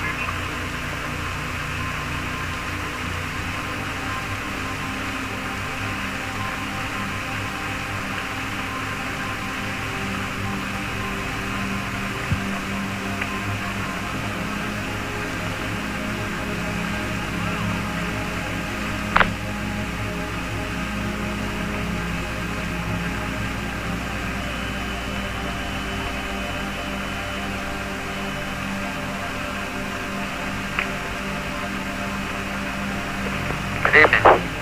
This is the commander of Apollo 11. 100 years ago, Jules Verne wrote a book about a voyage to the moon. His spaceship, Columbia, took off from Florida and landed in the Pacific Ocean after completing a trip to the moon. Seems appropriate to us to share with you some of the reflections of the crew as the modern day Columbia completes its rendezvous with the planet Earth in the same Pacific Ocean tomorrow. First, Mike Collins. Roger, this trip of ours to the moon may have looked to you simple or easy. I'd like to assure you that that has not been the case. The Saturn V rocket, which put us into orbit, is an incredibly complicated piece of machinery, every piece of which works flawlessly. This computer up above my head has a 38,000 word vocabulary. each word of which has been very carefully chosen to be of the utmost value to us, the crew. The switch, which I have in my hand now, has over 300 counterparts in the command module alone, this one single switch design. In addition to that, there are myriad of circuit breakers, levers, rods, and other associated controls. The SPS engine, our large rocket engine, on the aft end of our service module, must have performed flawlessly or we would have been stranded in lunar orbit. The parachutes up above my head must work perfectly tomorrow or we will plummet into the ocean. We have always had confidence that all this equipment will work and work properly, and we continue to have confidence that it will do so for the remainder of the flight. All this is possible only through the blood, sweat, and tears of a number of people. The American workmen who put these pieces of machinery together at the factory. Second, the painstaking work done by the various test teams during the assembly and the retest after assembly. And finally, the people at the Manned Spacecraft Center, both in management, in mission planning, in flight control, and last but not least, in crew training. This operation is somewhat like the periscope of a submarine. All you see is the three of us, but beneath the surface are thousands and thousands of others. And to all those, I would like to say thank you very much.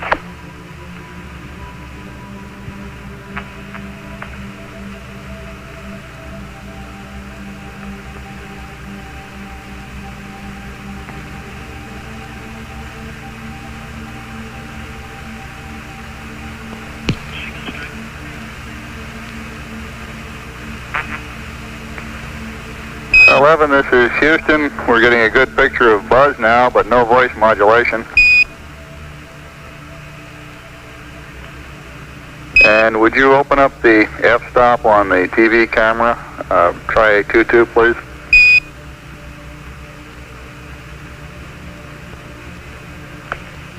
That appears to be a lot better now. We're still not receiving Buzz's audio. Good evening. I'd like to discuss with you a few of the more symbolic aspects of the flight of our mission Apollo 11. As we've been discussing the events that have taken place in the past 2 or 3 days here on board our spacecraft, we've come to the conclusion that this has been far more than 3 men on a voyage to the moon. More still than the efforts of a government and industry team. More even than the efforts of one nation. We feel that this stands as a symbol of the insatiable curiosity of all mankind to explore the unknown. Neil's statement the other day upon first setting foot on the surface of the moon, "This is a small step for a man, but a great leap for mankind," I believe sums up these feelings very nicely. We accepted the challenge of going to the moon. The acceptance of this challenge was inevitable. The relative ease with which we carried out our mission, I believe, is a tribute to the timeliness of that acceptance. Today, I feel we're fully capable of accepting expanded roles in the exploration of space. In retrospect, we have all been particularly pleased with the call signs that we very laboriously chose for our spacecraft, Columbia and Eagle. We've been particularly pleased with the emblem of our flight, depicting the U.S. Eagle, bringing the universal symbol of peace from the Earth, from the planet Earth, to the moon, that symbol being the olive branch. It was our overall crew choice to deposit a replica of this symbol on the moon. Personally, in reflecting the events of the past several days, a verse from the Psalms comes to mind to me. When I consider the heavens, the work of thy fingers, the moon and the stars which thou hast ordained, what is man that thou art mindful of him. The responsibility for this flight lies first with history and with the giants of science who have preceded this effort. Next to the American people, who have through their will indicated their desire. Next to 4 administrations and their Congresses for implementing that will. And then to the agency and industry teams that built our spacecraft. The Saturn, the Columbia, the Eagle, and the little EMU, the spacesuit and backpack that was our small spacecraft out on the lunar surface. We'd like to give a special thanks to all those Americans who built those spacecraft, who did the construction, design, the test, and put their heart and all their abilities into those craft. To those people, tonight we give a special thank you. And to all the other people that are listening and watching tonight, God bless you. Good night from Apollo 11.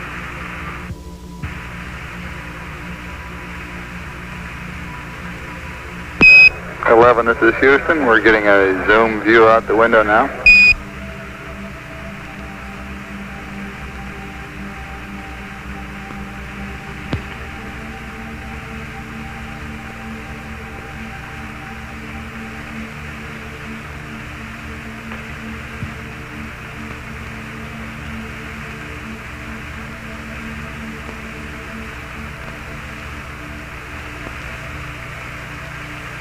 Apollo 11, signing off.